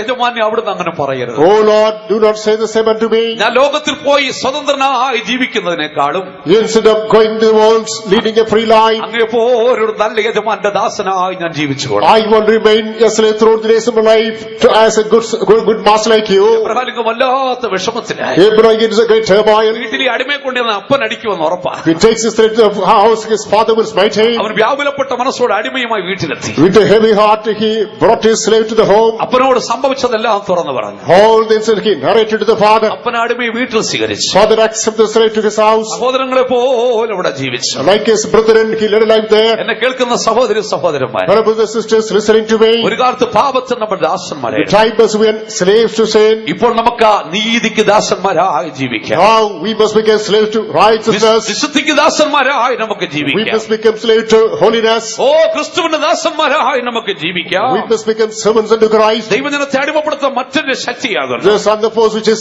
enslaving the people of God, മരണത്തിന്റെ ഭീതി എന്ന് which is പറയുന്നത്. a fear of death. ലോകത്തുനിന്ന് മനുഷ്യൻ മരണഭീതിക്ക് അടിമകളായി ജീവിക്കുകയാണ് Today ചെയ്യുന്നത്. man is enslaved to the spirit, to the fear of death. ലോകത്തിൽ എത്രയോ കോടി മനുഷ്യൻ മരണഭീതിക്ക് അടിമകളായി ജീവിക്കുന്നു. Millions of people in the world are even victimized to the spirit of fear of death. Kerala state forensic ലാബിന്റെ മുൻ chairman The former chairman of Kerala State Forensic Labs, doctor Muralikrishna Dr. Murali Krishna, മരണത്തിനപ്പുറം എന്നൊരു പുസ്തകം എഴുതിയിട്ടുണ്ട്. he wrote a book Beyond Death. താൻ ആ പുസ്തകത്തിൽ ഇപ്രകാരം വാക്ക് പറഞ്ഞിരിക്കുന്നത് എന്നെ വല്ലാതെ സ്വാധീനിച്ചു. He wrote a statement that influenced me. മരണഭീതി എന്ന നിത്യശാപം നടുക്കത്തോടെ നിമിഷം തോറും അടക്കിപ്പിടിച്ച് ജീവിക്കുന്ന ഏക ജീവി മനുഷ്യൻ മാത്രമാണ്. Man is the only living being. Every moment he is controlled by the shivering spirit of the fear of death. എത്ര ശരിയാകുന്നു? Is it truly? മരണഭീതി എന്ന നിത്യശാപം നടുക്കത്തോടെ മനസ്സിനുള്ളിൽ നിമിഷം തോറും അടക്കിപ്പിടിച്ച് ജീവിക്കുന്ന ഏകജീവി മനുഷ്യൻ മാത്രമല്ലേ? The everlasting curse, that is the spirit of fear of death. The every moment man is with the shivering controlling himself in the same spirit. ലോകത്തിൽ എത്രയോ മനുഷ്യർ മരണഭീതിക്ക് അടിമ. Millions of people in the world are enslaved to the spirit, to the fear of death. രോഗശാന്തി വരപ്രാപ്തർ, രോഗശാന്തി വരപ്രാപ്തർ. Divine healing, that is a gift. എത്രയോ രോഗികളെ സൗഖ്യമാക്കിയിട്ടുള്ളവർ, Many sick people are healed. Mega ക്രൂസൈഡുകൾ നടത്തിയിട്ടുള്ളവർ. Conducted mega crusades. ഒടുവിൽ അവർ രോഗികളായി തീരുമ്പോൾ Finally they become sick. നേരെ വൈദ്യശാസ്ത്രത്തിൽ അഭയം പ്രാപിക്കും. Straight up and asylum in medical science. വെന്റിലേറ്ററിന്റെ സഹായത്തിലൂടെയെങ്കിലും ജീവൻ നിലനിർത്തുവാൻ അവർ പ്രയാസപ്പെടും. They want to such in the life, at least with the help of the ventilator. എന്താ കാരണമെന്നറിയാമോ? You know the basic reason? ഉള്ളിൽ മരണഭയം കിടക്കും. Within the fear of death. ഫ്രാൻസിലെ Louis 14 ചക്രവർത്തി ഉണ്ടായിരുന്നു. Louis the 14th, emperor in France. താൻ തികഞ്ഞ മരണഭയമുള്ളവനായിരുന്നു. He was a corrupt to the spirit of the fear of death. അതുകൊണ്ട് താൻ തന്റെ സാമ്രാജ്യത്തിൽ കൽപ്പന കൊടുത്തു. Maybe his kingdom he proclaimed, മരണമെന്നൊരു വാക്ക് ആരും ഉച്ചരിക്കരുതെന്നോ പറഞ്ഞിരുന്നു. nobody should pronounce the term death. പക്ഷെ ഭക്തന്മാർക്ക് മരണഭയമില്ല. The saints do not have the fear of death. വിശുദ്ധ പൗലോസ് എന്താണ് പറയുന്നത്? What does Saint Paul say? എനിക്ക് ജീവിക്കുന്ന ക്രിസ്തു, മരിക്കുന്നത് ലാഭം. To me, dead is gain and live is Christ. ഭക്തനായ ഡി.എൽ. മൂടി എന്ന് പറഞ്ഞിരിക്കുന്നു. D.L. Moody, what did he say? ഓ ഇതാണോ മരണം? No, is it death? ഇത് മരണമല്ല, It is not death. ഇതെന്റെ കിരീടധാരണമാണ്. It is my coronation. ഇതാ സ്വർഗം തുറക്കുന്നു, Heaven is open. കുന്നുകൾ മാറിപ്പോകുന്നു, Mountains are departed. താഴ്വരകൾ നീങ്ങിപ്പോകുന്നു, Valleys are departed. ദൂതന്മാരൻ എതിരേൽക്കുവാൻ കടന്നു വരുന്നു. Angels are coming to receive me. ആ ഭക്തൻ പ്രത്യാശയോടെ ദൈവരാജ്യത്തിലേക്ക് കടന്നു പോകും. Yes, and hopefully enter the kingdom of God. ഭക്തനായ Narayana വാമനത്തിലേക്ക് Narayana Vamanathilaji, the holy man said, തന്റെ അന്ത്യത്തിൽ പ്രത്യാശയോടെ ഇങ്ങനെ പറഞ്ഞു, Rurigisiphagan, hopefully he said, യോർദാൻ ഞാൻ വിചാരിച്ചതുപോലെ പ്രയാസമുള്ള കാര്യമൊന്നുമല്ല. Jordan is not so difficult as we are afraid. എന്റെ പ്രിയൻ തന്റെ വലങ്കരം പിടിച്ചെന്നെ നടത്തിക്കൊണ്ടേയിരിക്കുന്നു. My lover is holy merit hand and leading me marvelously. ഭക്തന്മാർക്ക് മരണത്തെ ഭയമില്ല. Saints do not fear death. എന്താണ് അതിന്റെ കാരണമെന്നറിയാമോ? You know the reason behind? നമ്മുടെ യേശു മരണത്തെ ജയിച്ചു. Oh, Jesus overcame death. ആകയാൽ നാമും മരണത്തെ ജയിച്ചിരിക്കുന്നു. Therefore, we too have overcome death. അത് വിശ്വസിക്കുന്ന മക്കൾ കരങ്ങളെ എടുത്തിട്ട് ഹല്ലേലൂയ പറഞ്ഞിട്ട് Hallelujah. Hallelujah. ആകയാൽ എന്നെ കേൾക്കുന്ന പ്രിയപ്പെട്ട ദൈവമക്കളെ, Beloved people of God listening to me. ലോകത്തിൽ എത്രയോ മനുഷ്യർ മരണഭയത്തിന് അടിമകളായി ജീവിക്കും. Millions of people are under the spirit of fear of death in the world today. പാപത്തിന്റെ ശമ്പളമാണ് മരണമെന്ന് പറഞ്ഞിരിക്കുന്നത്. Say death is the wages of sin. പാപത്തിൽ ജീവിക്കുന്ന ഒരു മനുഷ്യൻ മരണഭയത്തിന് അടിമ തന്നെയാകും. A man who is leading a sinful life is entered into the spirit of fear of death. തിരുവെടുത്ത് വളരെ വ്യക്തമായി വിളിച്ചു പറയുന്നു, Word of God in clear terms expresses, പാപം ചെയ്യുന്ന ദേഹം മരിക്കുക തന്നെ the ചെയ്യും. soul that commits sin shall die. പാപത്തിൽ ജീവിക്കുന്ന മനുഷ്യന്റെ മരണത്തിന് 3 ഭാഗങ്ങളുണ്ട്. The man who leads a sinful and dies, the death has got 3 angles. ഒന്ന് ആത്മീകമായ മരണം, First is the spiritual death. 2 ശാരീരികമായ മരണം, Second is the physical death. 3 രണ്ടാം മരണം അഥവാ നിത്യമരണം. Thirdly, the second death, everlasting death. പാപത്തിൽ ജീവിക്കുന്നവൻ ആത്മീകമായി മരിച്ചവൻ. The man who leads a sinful life is spiritually deceased. എന്താണ് ആത്മീകമായി മരിക്കുക എന്ന് പറഞ്ഞാൽ? What's the meaning of spiritual death? അവൻ ജീവനായ ദൈവത്തിൽ നിന്ന് അകന്നിരിക്കുകയാണ് He ചെയ്യുന്നത്. goes away from God, who is a living life. മനുഷ്യന്റെ ആത്മാവിന് ദൈവത്തിന്റെ ആത്മാവായിട്ടുള്ള ബന്ധം നഷ്ടപ്പെട്ടു പോയി. Man loses his fellowship with God. ആകയാൽ പാപിയുടെ പ്രാർത്ഥന ദൈവം കേൾക്കുന്നില്ല. Living God is not accepting the prayer of a sinner. അവനോട് ദൈവം സംസാരിക്കുന്നില്ല. God is not talking to him. തന്മൂല ആത്മാവിൽ മരിച്ചവനായിട്ട് അവൻ കാണപ്പെടുകയാണ് ചെയ്യുന്നത്. Therefore, he is reduced to a state in which he is deceased in the soul. ദൈവവുമായിട്ടുള്ള സംബന്ധം അവന് നഷ്ടപ്പെട്ടു He പോകും. loses the fellowship with God. ആകയാൽ അവൻ ആത്മാവിൽ മരിച്ചവനായി ജീവിക്കും. Therefore, a death takes place in his soul. രണ്ടാമത് ശാരീരിക മരണത്തിന് അവൻ അടിമയാണ്. Secondly, he is sensitive to physical death.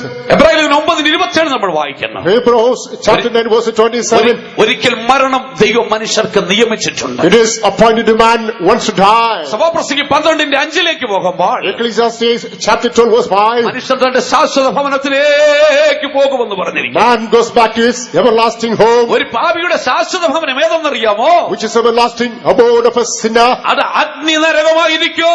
That is hellfire. അതാണ് രണ്ടാം മരണം എന്ന് പറഞ്ഞിരിക്കുന്നത്. This is called the second death. എന്നെ കേൾക്കുന്ന സഹോദരി സഹോദരന്മാരെ, Fellow brothers and sisters listening to me, ഞാൻ നേരത്തെ സൂചിപ്പിച്ചതുപോലെ as I introductorily mentioned, ശാസ്ത്രം എത്രമാത്രം പുരോഗതി പ്രാപിച്ചിട്ടും all those sciences progress to the core. മരണത്തെ കീഴ്പ്പെടുത്തുവാൻ ഇന്നുവരെ സാധിച്ചിട്ടില്ല. So far it fails to conquer death. 14ാം നൂറ്റാണ്ടിൽ ജീവിച്ചിരുന്ന രസതന്ത്ര ശാസ്ത്രജ്ഞന്മാർ The chemical scientists during the 14th century, മരണത്തെ കീഴ്പ്പെടുത്തുവാൻ അവർ ഒരു ഫിലോസഫി സ്റ്റോൺ കണ്ടുപിടിക്കുവാൻ ശ്രമിച്ചു. they attempted to invent a philosopher's stone to conquer death. അവർ പരാജയപ്പെട്ടു പോവുകയാണ് ചെയ്തത്. Alas, miserably they failed. ഇന്ന് അമേരിക്കയിൽ ധനാഢ്യരായ മനുഷ്യർ The rich people in America, അവിടെ മൃതശരീരങ്ങൾ അടക്കുവാൻ അവർ അനുവദിക്കാതെ സൂക്ഷിച്ചു വെച്ചിരിക്കുകയാണ്. the dead bodies are not permitted to be buried, they are kept still. അവർ മരിക്കുമ്പോൾ അവിടെ ബന്ധുക്കളോട് പറഞ്ഞിട്ടുണ്ട്, At the time of death they would say to their relatives, ice ബാറിനകത്ത് സൂക്ഷിച്ചു വെച്ചിരിക്കുകയാണ്. ice bar they are caged. എന്താ കാരണം എന്നറിയാമോ? You know the reason? എന്തെങ്കിലും ഒരു മരിക്കുന്നവരെ ഉയർപ്പിക്കുവാനുള്ള ജീവിപ്പിക്കാനുള്ള മരുന്ന് കണ്ടുപിടിച്ചാൽ At least someday, some device, some person invented to quicken the deceased ones. അവർക്ക് വീണ്ടും ജീവിക്കണം. They can live again. പ്രിയപ്പെട്ട ദൈവമക്കളെ, Beloved people of God, പാപത്തിൽ ജീവിക്കുന്നവൻ ശരീരത്തിലും മരിക്കും. one who leads a sinful life is dying in the body. അടുത്തതായിട്ട് അവന് രണ്ടാം മരണമുണ്ട്.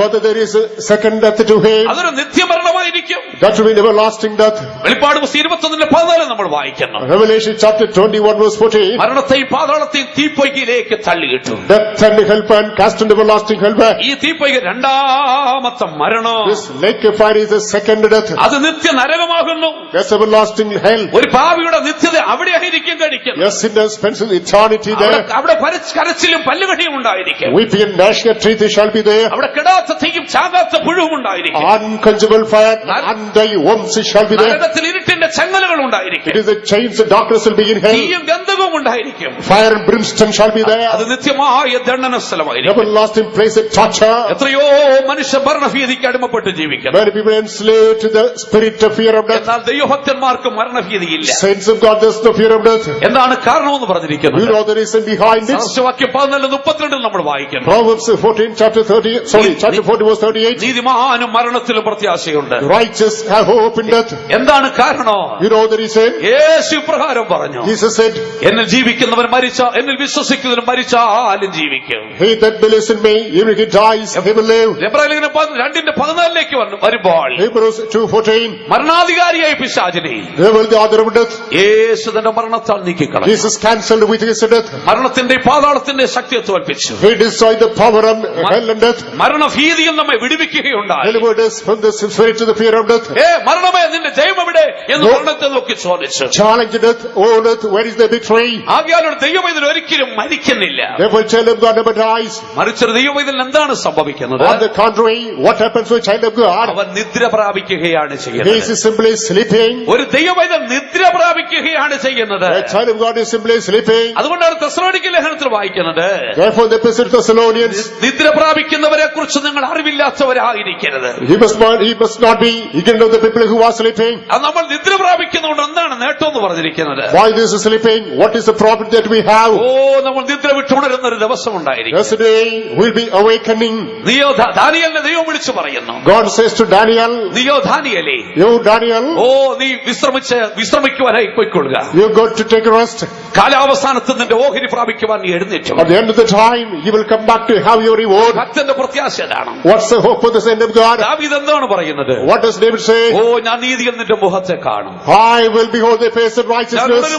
നിന്റെ രൂപം കണ്ട് തൃപ്തനായി തീരും. Whenever vacant, I'll see the face and be satisfied. പുതിയ നിയമസഭയെ നോക്കി വിശുദ്ധ പൗലോസ് എന്താണ് പറയുന്നത്? What does Saint Paul say? Look at the New Testament church. 1 കൊരിന്ത്യർ 15:51 വായിക്കുന്നു. 1 Corinthians chapter 15 verse 51. ഞാനൊരു മർമ്മം നിങ്ങളോട് പറയാം. I'll tell you a mystery. നാം എല്ലാവരും നിദ്ര കൊള്ളത്തില്ല. We all shall not sleep. തിരുവെഴുത്തിൽ ചോദ്യം ചോദിക്കുന്നു. The word of God poses a question. ജീവിച്ചിരുന്നിട്ട് മരണം കാണാതെ ഇരുന്നിട്ടുള്ളവർ ആരുണ്ടെന്ന്? Who is there anyone who is not tasted death after being alive? ദൈവമക്കളെ നമുക്ക് വിളിച്ചു പറയാം. All the people of God, let's say, നമ്മളുണ്ടെന്ന് വിളിച്ചു പറയാം. we are. Let it be our answer. കാരണം എന്തെന്നറിയാമോ? You know the reason. തിരുവെഴുത്ത് പറയുന്നു, The word of God says, സഹോദരന്മാരെ, brethren, നാം എല്ലാവരും നിദ്ര കൊള്ളുകയില്ല. we all shall not die. എന്താണ് സംഭവിക്കുന്നത്? And what's going to take place? അന്ത്യകാലം ധ്വനിക്കോ?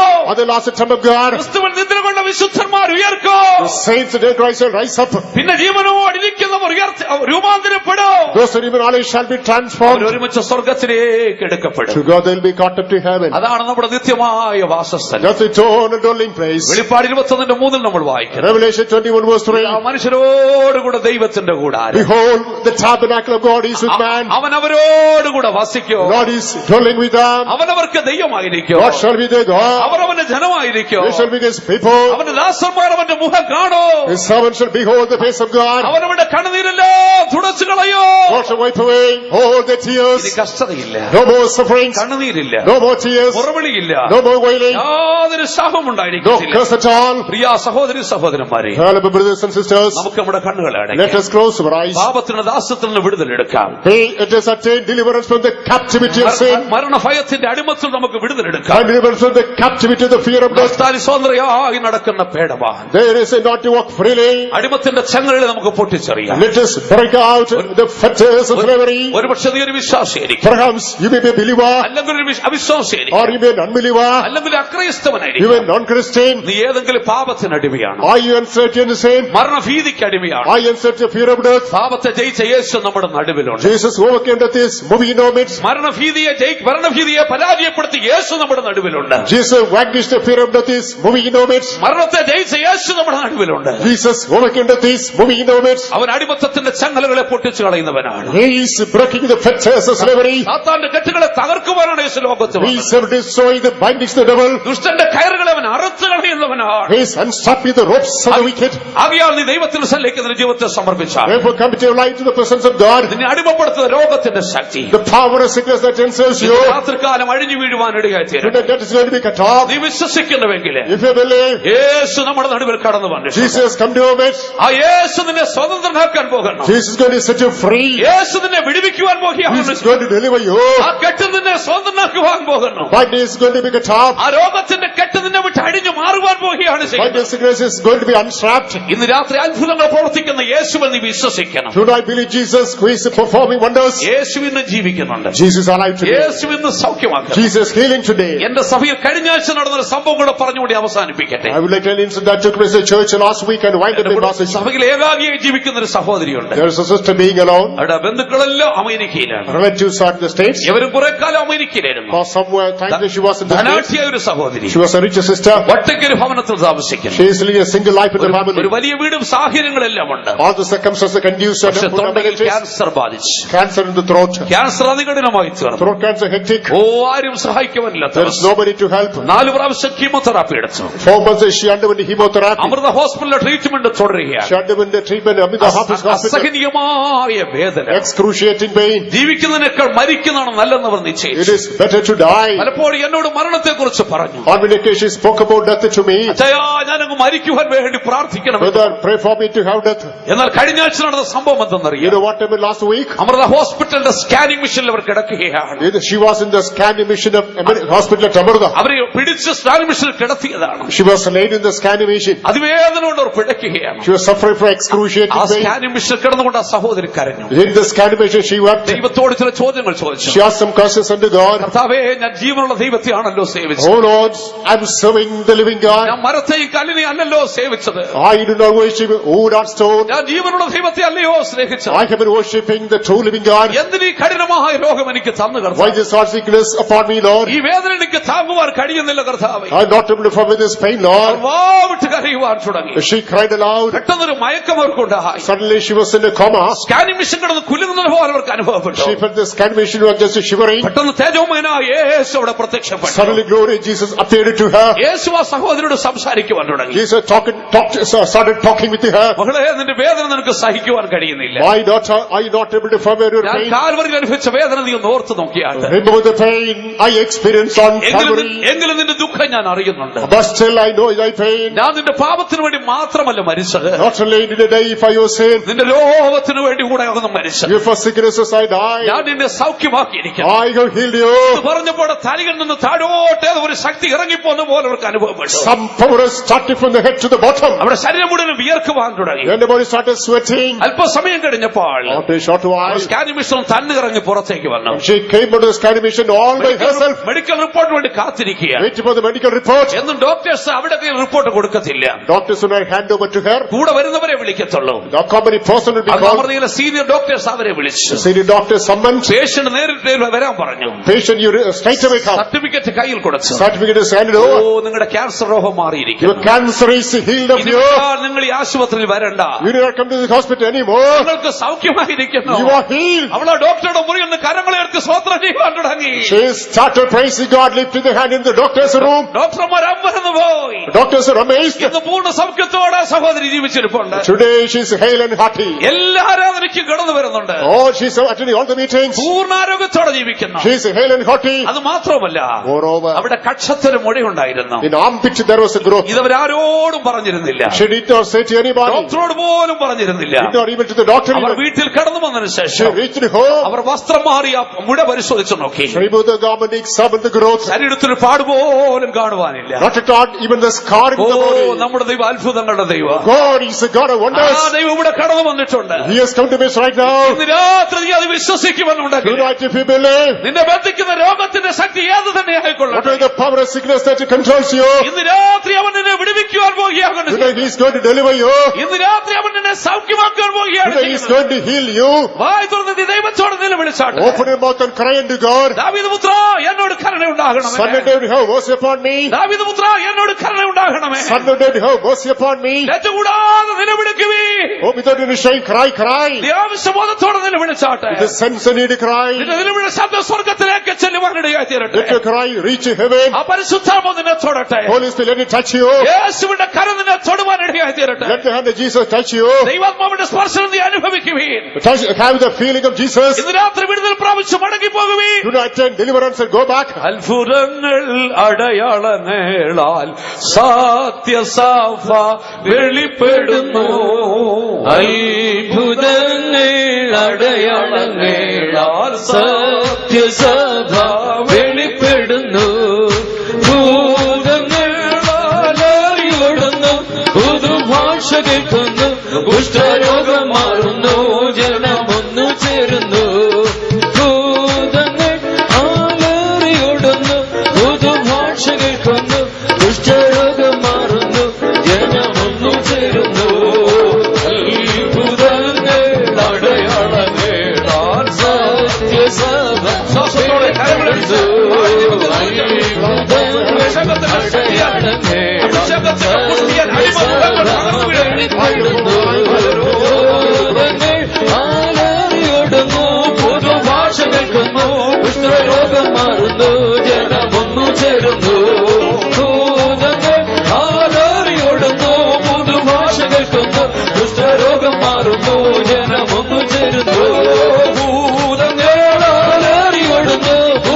പുതുഭാഷ കേൾക്കുന്നു, കുഷ്ഠരോഗം മാറുന്നു, ജനമൊന്നു ചേരുന്നു.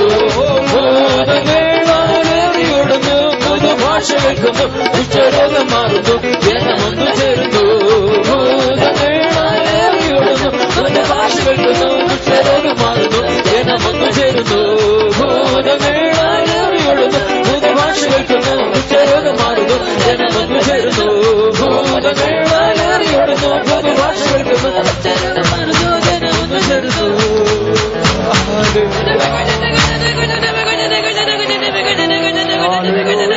Hallelujah, hallelujah, hallelujah, hallelujah, hallelujah. Amen, hallelujah. പ്രിയ ദൈവജനമേ, നമ്മുടെ കൺവെൻഷന്റെ 1-ാം ദിവസം രാത്രി യോഗത്തിൽ തന്നെ കർത്താവ് നമ്മളോട് സംസാരിച്ചിരിക്കുകയാണ്. നഫ്താലി സ്വതന്ത്രയായി നടക്കുന്ന പേടമാൻ, അവൻ ലാവണ്യ വാക്കുകൾ സംസാരിക്കുന്നു. ഇന്ന് രാത്രിയിൽ പാപത്തിൽ നിന്നുള്ള വിടുതലിനെ കുറിച്ച്, മരണത്തിൽ നിന്നുള്ളതായ വിടുതലിനെ കുറിച്ച്, ഒരു മനുഷ്യന്റെ രക്ഷയ്ക്ക് ആവശ്യമായിരിക്കുന്ന, വിടുതലിന് ആവശ്യമായിരിക്കുന്ന സ്വർഗീയ അരുളപ്പാടുകൾ നാം കേട്ടുകൊണ്ടിരിക്കുകയായിരുന്നു. പാപത്തിന്റെ അടിമത്തത്തിൽ നിന്ന്, മനുഷ്യന്റെ എല്ലാ ശാപങ്ങളിൽ നിന്ന് വിടുവിക്കുവാൻ കർത്താവിന് മാത്രമേ അധികാരമുള്ളൂ. പാപങ്ങളെ ക്ഷമിക്കുവാൻ യേശു 2000 വർഷങ്ങൾക്ക് മുമ്പ് കാൽവറിയിൽ യാഗമായി തീർന്നു. നമ്മുടെ എല്ലാവരുടെയും പാപങ്ങളെ ചുമന്നുകൊണ്ട് അവൻ കാൽവറിയിൽ യാഗമായി തീർന്നപ്പോൾ, കാൽവറിയിൽ ഒഴുക്കിയ രക്തത്താൽ സകല പാപങ്ങളെയും പോക്കി നമ്മെ ശുദ്ധീകരിക്കുകയാണ്. ഇന്ന് രാത്രിയിൽ പാപത്തിലും ശാപത്തിലും മരണഭയത്തിലും അടിമയായിരിക്കുന്ന പ്രിയ ദൈവ പൈതലേ, നീ ഇന്ന് വിടുവിക്കപ്പെടേണ്ട രാത്രിയാണ്. കർത്താവ് നിന്നോട് മനസ്സലിഞ്ഞ് നിന്റെ അടുക്കലേക്ക് വന്നിരിക്കുകയാണ്. നീ അടിമത്തത്തിൽ കഴിയേണ്ട കാര്യമില്ല. നീ പാപത്തിന് അടിമയായിരിക്കേണ്ട. എല്ലാ പാപങ്ങളിൽ നിന്നും, എല്ലാ ശാപങ്ങളിൽ നിന്നും കർത്താവിനെ വിടുവിക്കുവാൻ ആഗ്രഹിക്കുകയാണ്.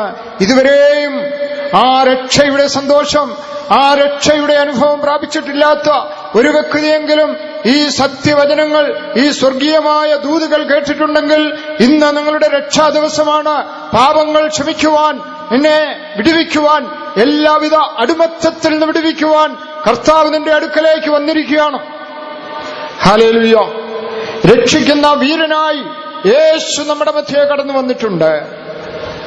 ഇന്ന് രാത്രിയിൽ തിരുവചനം കേട്ട പ്രിയപ്പെട്ടവരെ, ദൈവം മുമ്പാകെ നമ്മെ സമർപ്പിക്കുന്നുവെങ്കിൽ അവൻ നമ്മെ എല്ലാവിധമായ അടിമത്തത്തിൽ നിന്ന് വിടുവിക്കുവാൻ അധികാരം പ്രാപിച്ചവനാണ്. യേശു എല്ലാറ്റിന്മേലും ജയം പ്രാപിച്ചവനാണ്. അവൻ കാൽവറിയിൽ സാത്താന്റെ തലയെ തകർത്തു. കാൽവറിയിൽ കൂടെ നമുക്ക് ഈ വലിയ രക്ഷ നേടിത്തന്നു. മാത്രമല്ല, നിന്നെ പാപത്തിൽ നിന്ന് വിടുവിക്കുക മാത്രമല്ല, രോഗത്താൽ വേദനപ്പെട്ട് നിരാശപ്പെട്ട് നിലവിളിച്ച് എന്നെ ആർ വിടുവിക്കും, എനിക്ക് ആർ സൗഖ്യം തരുമെന്നുള്ളതായ ആ വേദനയോട് ദൈവസന്നിധിയിൽ കടന്നു വന്നിട്ടുണ്ടെങ്കിൽ ഇന്ന് നീ സൗഖ്യം പ്രാപിക്കുന്ന ദിവസമാണ്. യേശു രോഗികളെ കണ്ട് മനസ്സലിഞ്ഞ ദൈവമാണ്. കർത്താവ് നിന്റെ രോഗത്തെ അറിയുന്നു. നിന്നെ സൃഷ്ടിച്ചവനായ കർത്താവ് നിന്റെ അവസ്ഥ അറിയുന്നുണ്ട്. ഇന്ന് കർത്താവ് നിന്നെ സൗഖ്യമാക്കുവാൻ ആഗ്രഹിക്കുന്നു. വിശ്വസിക്കുക. യേശു എന്നെ സൗഖ്യമാക്കുന്ന അതേ സൗഖ്യദായകനാണ്. അവന് കഴിയാത്ത ഒരു കാര്യവുമില്ല. ഒരു വാക്ക് കൽപ്പിച്ചാൽ ഞാൻ സൗഖ്യം പ്രാപിക്കുമെന്ന് വിശ്വസിക്കുന്നുവെങ്കിൽ അതേ നീ ദൈവത്തിന്റെ മഹത്വം കാണുവാൻ പോകുകയാണ്. പ്രിയ ദൈവ പൈതലേ, സൗഖ്യമാക്കുന്ന യഹോവ നമ്മുടെ മധ്യേ നടന്നുകൊണ്ടിരിക്കുകയാണ്. വിടുവിക്കുവാൻ അവൻ മതിയായവനാണ്. പാപഭാരത്താലോ രോഗഭീതിയാലോ മരണഭയത്താലോ മടങ്ങിപ്പോകേണ്ട. എല്ലാറ്റിൽ നിന്നും വിടുവിക്കുന്നവൻ, അതേ നിലവിളിക്കുന്ന ആത്മാക്കളെ അറിയുന്നവൻ, എന്നെ ആർ വിടുവിക്കും എന്ന് നിലവിളിച്ചപ്പോൾ ഈ ശാപത്തിലും ഈ അടിമത്തത്തിൽ നിന്നും ഈ മരണത്തിൽ നിന്നും എന്നെ ആർ വിടുവിക്കുമെന്ന് അതേ നിലവിളിച്ചപ്പോൾ ഉത്തരം കണ്ടെത്തി കർത്താവായ യേശു ക്രിസ്തു മുഖാന്തരം ജയം നൽകുന്ന ദൈവത്തിന് സ്തോത്രം. യേശു പാപത്തെ ജയിച്ചു, ലോകത്തെ ജയിച്ചു, പിശാചിനെ ജയിച്ചു, മരണത്തെയും ജയിച്ചു. ജയിച്ചവനായ യേശു നമുക്ക് ഇതിൽ നിന്നൊക്കെയും വിടുതൽ നൽകുന്നവനാണ്. ആ വിടുതലിനായി ദൈവസന്നിധിയിൽ നമ്മെ സമർപ്പിക്കാം. എല്ലാവരും ആ വിടുതൽ അനുഭവിച്ച് മടങ്ങിപ്പോകുവാനിടയാകട്ടെ. ഈ വർഷത്തിന്റെ അവസാന ദിവസങ്ങളിലേക്ക് നാം വന്നിരിക്കുകയാണല്ലോ. എല്ലാ വിധത്തിലും ഒരു വിടുതൽ പ്രാപിച്ച് സ്വതന്ത്രരായി തീരാം. കർത്താവ് നമുക്ക് സ്വാതന്ത്ര്യം വരുത്തിയാൽ നാം സ്വതന്ത്രരായി തീരും. അതാണ് യഥാർത്ഥ സ്വാതന്ത്ര്യം. ജീവിതത്തിൽ അത് മനസ്സിൽ യഥാർത്ഥ സ്വാതന്ത്ര്യം നൽകി നമ്മെ വിടിവിക്കുവാൻ ഇന്ന് രാത്രിയിൽ തിരുവചനത്തിൽ കൂടെ ദൈവം നമ്മളോട് ഇടപെട്ടിരിക്കുകയാണ്. നമുക്ക് എഴുന്നേറ്റ് നിന്ന് ഒരു നിമിഷം ദൈവത്തെ മഹത്വപ്പെടുത്താം. ദൈവ സമാധാനം അനുഭവിക്കാം, ദൈവിക വിടുതൽ അനുഭവിക്കാം, ദൈവിക സൗഖ്യം പ്രാപിക്കാം, യഥാർത്ഥ സ്വാതന്ത്ര്യം അനുഭവിക്കാനിടയായി തീരട്ടെ. ഏതെങ്കിലും നമ്മെ ബന്ധിക്കുന്നുവെങ്കിൽ, ഏതെങ്കിലും ഒരു വിധത്തില് നാം ബന്ധിതരായിരിക്കുന്നുവെങ്കിൽ ഇന്ന് രാത്രിയിൽ വിടുതലിന്റെ രാത്രിയാണ്. ഇന്ന് രാത്രിയിൽ കർത്താവ് തന്റെ ജനത്തെ കാണുന്നവനായി, അറിയുന്നവനായി, നിലവിളിക്കുന്നവരെ, കർത്താവിങ്കിലേക്ക് നോക്കുന്നവരെ കാണുന്നവനായിട്ട് അവൻ നമ്മുടെ മധ്യേ കടന്നു വന്നിട്ടുണ്ട്. എല്ലാ ബന്ധനങ്ങളെ അഴിക്കുവാൻ, എല്ലാ ശാപങ്ങളെയും തീർക്കുവാൻ, പാപത്തിന്റെ അടിമത്തത്തിൽ നിന്ന് വിടുവിക്കുവാൻ, സൗഖ്യം നൽകുവാൻ, യഥാർത്ഥ സമാധാനം നൽകുവാൻ, യഥാർത്ഥ സ്വസ്ഥത നൽകുവാൻ കർത്താവ് ആഗ്രഹിക്കുന്നു. പ്രാപിക്കുക, പ്രാപിക്കുക. അത് നമ്മുടെ അവകാശമാണ്.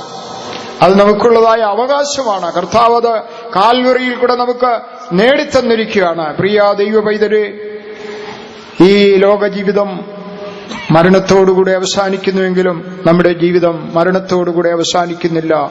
മരണത്തിനപ്പുറം ഒരു നിത്യജീവിതമുണ്ട്. അതിനായിട്ട് ഒരുക്കപ്പെട്ടുകൊള്ളുക. അതിനായി ഈ വചനങ്ങൾ നമുക്ക് ആദായമായി തീരട്ടെ. ദൈവസന്നിധിയിൽ സമർപ്പിച്ച് ഒരു അനുഗ്രഹം പ്രാപിച്ച് വിടുതൽ പ്രാപിച്ച് കടന്നു പോകണം. ഈ രാത്രിയിൽ വിടുതലിന്റെ രാത്രിയാണ്. ബന്ധനങ്ങളിൽ നിന്ന് വിടുവിക്കുന്നു, ശാപത്തിൽ നിന്ന് വിടുവിക്കുന്നു, പാപത്തിന്റെ കെട്ടുപാടുകളിൽ നിന്ന് വിടുവിക്കുന്നു, ജയം ഇല്ലാതിരിക്കുന്നവർക്ക് ജയത്തെ നൽകുന്നു, യഥാർത്ഥ സൗഖ്യം നൽകുന്നു, യഥാർത്ഥ വിടുതൽ നൽകുന്നു, യഥാർത്ഥ സ്വസ്ഥത നൽകുന്നു, നിത്യജീവങ്കിലേക്കുള്ള പ്രത്യാശ നൽകുന്നു, ജയം നൽകുന്നു. പാപങ്ങൾ ക്ഷമിക്കുവാനും നിന്റെ രോഗങ്ങൾ നീക്കുവാനും എല്ലാവരും പാടിയോട്ടെ. അതിശക്തനായുള്ളൊരു നായകനം അവൻ ദൈവമെന്നോർത്തിടുക. ഹല്ലേലൂയ. അതിശക്തനായുള്ളൊരു നായകനം അവൻ ദൈവമെന്നോർത്തിടുക. പാപങ്ങൾ ക്ഷമിക്കുവാനും നിന്റെ രോഗങ്ങൾ നീക്കുവാനും അതിശക്തനായുള്ളൊരു നായകനം അവൻ ദൈവമെന്നോർത്തിടുക. അതിശക്തനായുള്ളൊരു നായകനം അവൻ ദൈവമെന്നോർത്തിടുക. പാപങ്ങൾ ക്ഷമിക്കുവാനും നിന്റെ രോഗങ്ങൾ നീക്കുവാനും അതിശക്തനായുള്ളൊരു നായകനം അവൻ ദൈവമെന്നോർത്തിടുക. അതിശക്തനായുള്ളൊരു നായകനം അവൻ ദൈവമെന്നോർത്തിടുക. പാപങ്ങൾ ക്ഷമിക്കുവാനും നിന്റെ രോഗങ്ങൾ നീക്കുവാനും അതിശക്തനായുള്ളൊരു നായകനാണ് അവൻ ദൈവമെന്നോർത്തിടുക. അതിശക്തനായുള്ളൊരു നായകനാണ് അവൻ ദൈവമെന്നോർത്തിടുക. അതിശക്തനായുള്ളൊരു നായകനാണ് അവൻ ദൈവമെന്നോർത്തിടുക. അതിശക്തനായുള്ളൊരു നായകനാണ് അവൻ ദൈവമെന്നോർത്തിടുക. അതിശക്തനായുള്ളൊരു നായകനാണ് അവൻ ദൈവമെന്നോർത്തിടുക. അതിശക്തനായുള്ളൊരു നായകനാണ് അവൻ ദൈവമെന്നോർത്തിടുക. അതിശക്തനായുള്ളൊരു നായകനാണ് അവൻ ദൈവമെന്നോർത്തിടുക.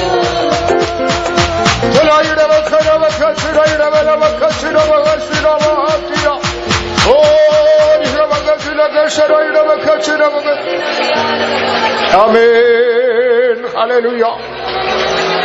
കാൽവരിയിൽ ചൊരിഞ്ഞ രക്തം ഈ രാത്രിയിൽ, അതേ ഈ യോഗമധ്യേ, ഈ യോഗത്തിന്റെ അവസാന മിനിറ്റുകളിൽ നമ്മുടെ മേൽ പകർന്നുകൊണ്ടിരിക്കുകയാണ്. തിരുവചനം ഇങ്ങനെ വായിക്കുന്നു: അവന്റെ പുത്രനായ യേശുവിന്റെ രക്തം സകല പാപവും പോക്കി നമ്മെ ശുദ്ധീകരിക്കുന്നു. പിന്നീട് ഒരു പാപവും ശേഷിക്കുന്നില്ല. ഹല്ലേലൂയ. സകല പാപവും. പാപം എന്താണെന്ന് വളരെ വ്യക്തമായിട്ട് നാം കേട്ടുകൊണ്ടിരിക്കുകയായിരുന്നു. എന്നാൽ സകല പാപങ്ങളെയും ക്ഷമിക്കുവാൻ, പോക്കി ശുദ്ധീകരിക്കുവാൻ യേശുവിന്റെ രക്തത്തിന് മാത്രമേ അധികാരമുള്ളൂ. പാപമില്ലാത്തവന് മാത്രമേ, പാപമില്ലാത്ത രക്തത്തിന് മാത്രമേ പാപത്തെ ക്ഷമിച്ച് വിശുദ്ധീകരിക്കാൻ കഴിയുകയുള്ളൂ. മനസ്സിലെ പാപം, ജീവിതത്തിലെ പാപം, ഹൃദയത്തിൽ അതേ മറഞ്ഞിരിക്കുന്ന പാപങ്ങൾ, പ്രവൃത്തിയിലെ പാപങ്ങൾ, എല്ലാ പാപങ്ങളെയും അതേ കർത്താവിന്റെ രക്തത്താൽ കഴുകൽ പ്രാപിച്ച് വിശുദ്ധീകരിക്കപ്പെട്ടവരായി മടങ്ങിപ്പോകുവാനിടയാകട്ടെ. പാപങ്ങൾ ക്ഷമിക്കുമ്പോൾ രോഗങ്ങൾ സൗഖ്യമാകുകയാണ്. അവൻ നിന്റെ അകർത്യമൊക്കെ മോചിക്കുന്നു, സകല രോഗങ്ങളെയും സൗഖ്യമാക്കുന്നു. Hallelujah, hallelujah, hallelujah. പാപങ്ങൾ ക്ഷമിക്കുവാനും രോഗങ്ങൾ നീക്കുവാനും അതിശക്തനായുള്ളൊരു നായകനാണ് അവൻ ദൈവമെന്നോർത്തിടുക. അതിശക്തനായുള്ളൊരു നായകനാണ് അവൻ ദൈവമെന്നോർത്തിടുക. പാപങ്ങൾ ക്ഷമിക്കുവാനും രോഗങ്ങൾ നീക്കുവാനും അതിശക്തനായുള്ളൊരു നായകനാണ് അവൻ ദൈവമെന്നോർത്തിടുക. അതിശക്തനായുള്ളൊരു നായകനാണ് അവൻ ദൈവമെന്നോർത്തിടുക. പാപങ്ങൾ ക്ഷമിക്കുവാനും നിന്റെ രോഗങ്ങൾ നീക്കുവാനും അതിശക്തനായുള്ളൊരു നായകനാണ് അവൻ ദൈവമെന്നോർത്തിടുക. അതിശക്തനായുള്ളൊരു നായകനാണ് അവൻ ദൈവമെന്നോർത്തിടുക. പാപങ്ങൾ ക്ഷമിക്കുവാനും നിന്റെ രോഗങ്ങൾ നീക്കുവാനും അതിശക്തനായുള്ളൊരു നായകനാണ് അവൻ ദൈവമെന്നോർത്തിടുക. അതിശക്തനായുള്ളൊരു നായകനാണ് അവൻ ദൈവമെന്നോർത്തിടുക. അതിശക്തനായുള്ളൊരു നായകനാണ് അവൻ ദൈവമെന്നോർത്തിടുക. അതിശക്തനായുള്ളൊരു നായകനാണ് അവൻ ദൈവമെന്നോർത്തിടുക. അതിശക്തനായുള്ളൊരു നായകനാണ് അവൻ ദൈവമെന്നോർത്തിടുക. Hallelujah, hallelujah, hallelujah, hallelujah, hallelujah, hallelujah, hallelujah, hallelujah, hallelujah, amen, hallelujah. ഇന്ന് രാത്രിയിൽ എത്ര പേർ സമ്പൂർണമായി സമർപ്പിക്കും? കർത്താവിന്റെ ഹിതത്തിനായിട്ട്, അവനിൽ നിന്നുള്ള വിടുതലിനായിട്ട് കേട്ട വചനപ്രകാരമുള്ളതായ ദൈവത്തിന്റെ പ്രവൃത്തി വെളിപ്പെടുത്തുവാൻ എത്ര പേർ സമർപ്പിക്കും? അങ്ങനെയുള്ളവരുടെ ജീവിതത്തിൽ ഒരു വലിയ ശക്തി സ്വർഗത്തിൽ നിന്ന് ഇന്ന് രാത്രിയിൽ അവരുടെ മേൽ പകരപ്പെടാൻ പോവുകയാണ്. അവർ വിടുവിക്കപ്പെടും, ബന്ധനങ്ങൾ അഴിക്കപ്പെടും, തടസ്സങ്ങൾ നീക്കപ്പെടും, രോഗങ്ങൾ സൗഖ്യമാകും, പ്രത്യാശ വർദ്ധിക്കും, നിത്യജീവൻ പ്രാപിപ്പാൻ ഇടയായിത്തീരും. ഉയരത്തിൽ നിന്നൊരു ശക്തി അവരുടെ മേൽ പകരുവാൻ പോകുകയാണ്. Hallelujah, hallelujah. നിന്റെ ദേഹവും ദേഹിയും ആത്മാവും ഒരുപോൽ പൂർണ്ണമായി സമർപ്പിക്കുക. നിന്റെ ദേഹവും ദേഹിയും ആത്മാവും ഒരുപോൽ പൂർണ്ണമായി സമർപ്പിക്കുക. നിന്റെ ദേഹവും ദേഹിയും ആത്മാവും ഒരുപോൽ പൂർണ്ണമായി സമർപ്പിക്കുക. നിന്റെ ദേഹവും ദേഹിയും ആത്മാവും ഒരുപോൽ പൂർണ്ണമായി സമർപ്പിക്കുക. നിന്റെ ദേഹവും ദേഹിയും ആത്മാവും ഒരുപോൽ പൂർണ്ണമായി സമർപ്പിക്കുക. നിന്റെ ദേഹവും ദേഹിയും ആത്മാവും ഒരുപോൽ പൂർണ്ണമായി സമർപ്പിക്കുക. നിന്റെ ദേഹവും ദേഹിയും ആത്മാവും ഒരുപോൽ പൂർണ്ണമായി സമർപ്പിക്കുക. നിന്റെ ദേഹവും ദേഹിയും ആത്മാവും ഒരുപോൽ പൂർണ്ണമായി സമർപ്പിക്കുക.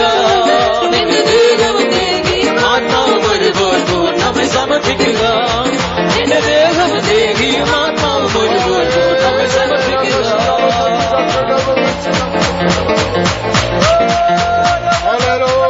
Hallelujah, hallelujah, hallelujah, hallelujah, Hallelujah, hallelujah, hallelujah, hallelujah, hallelujah.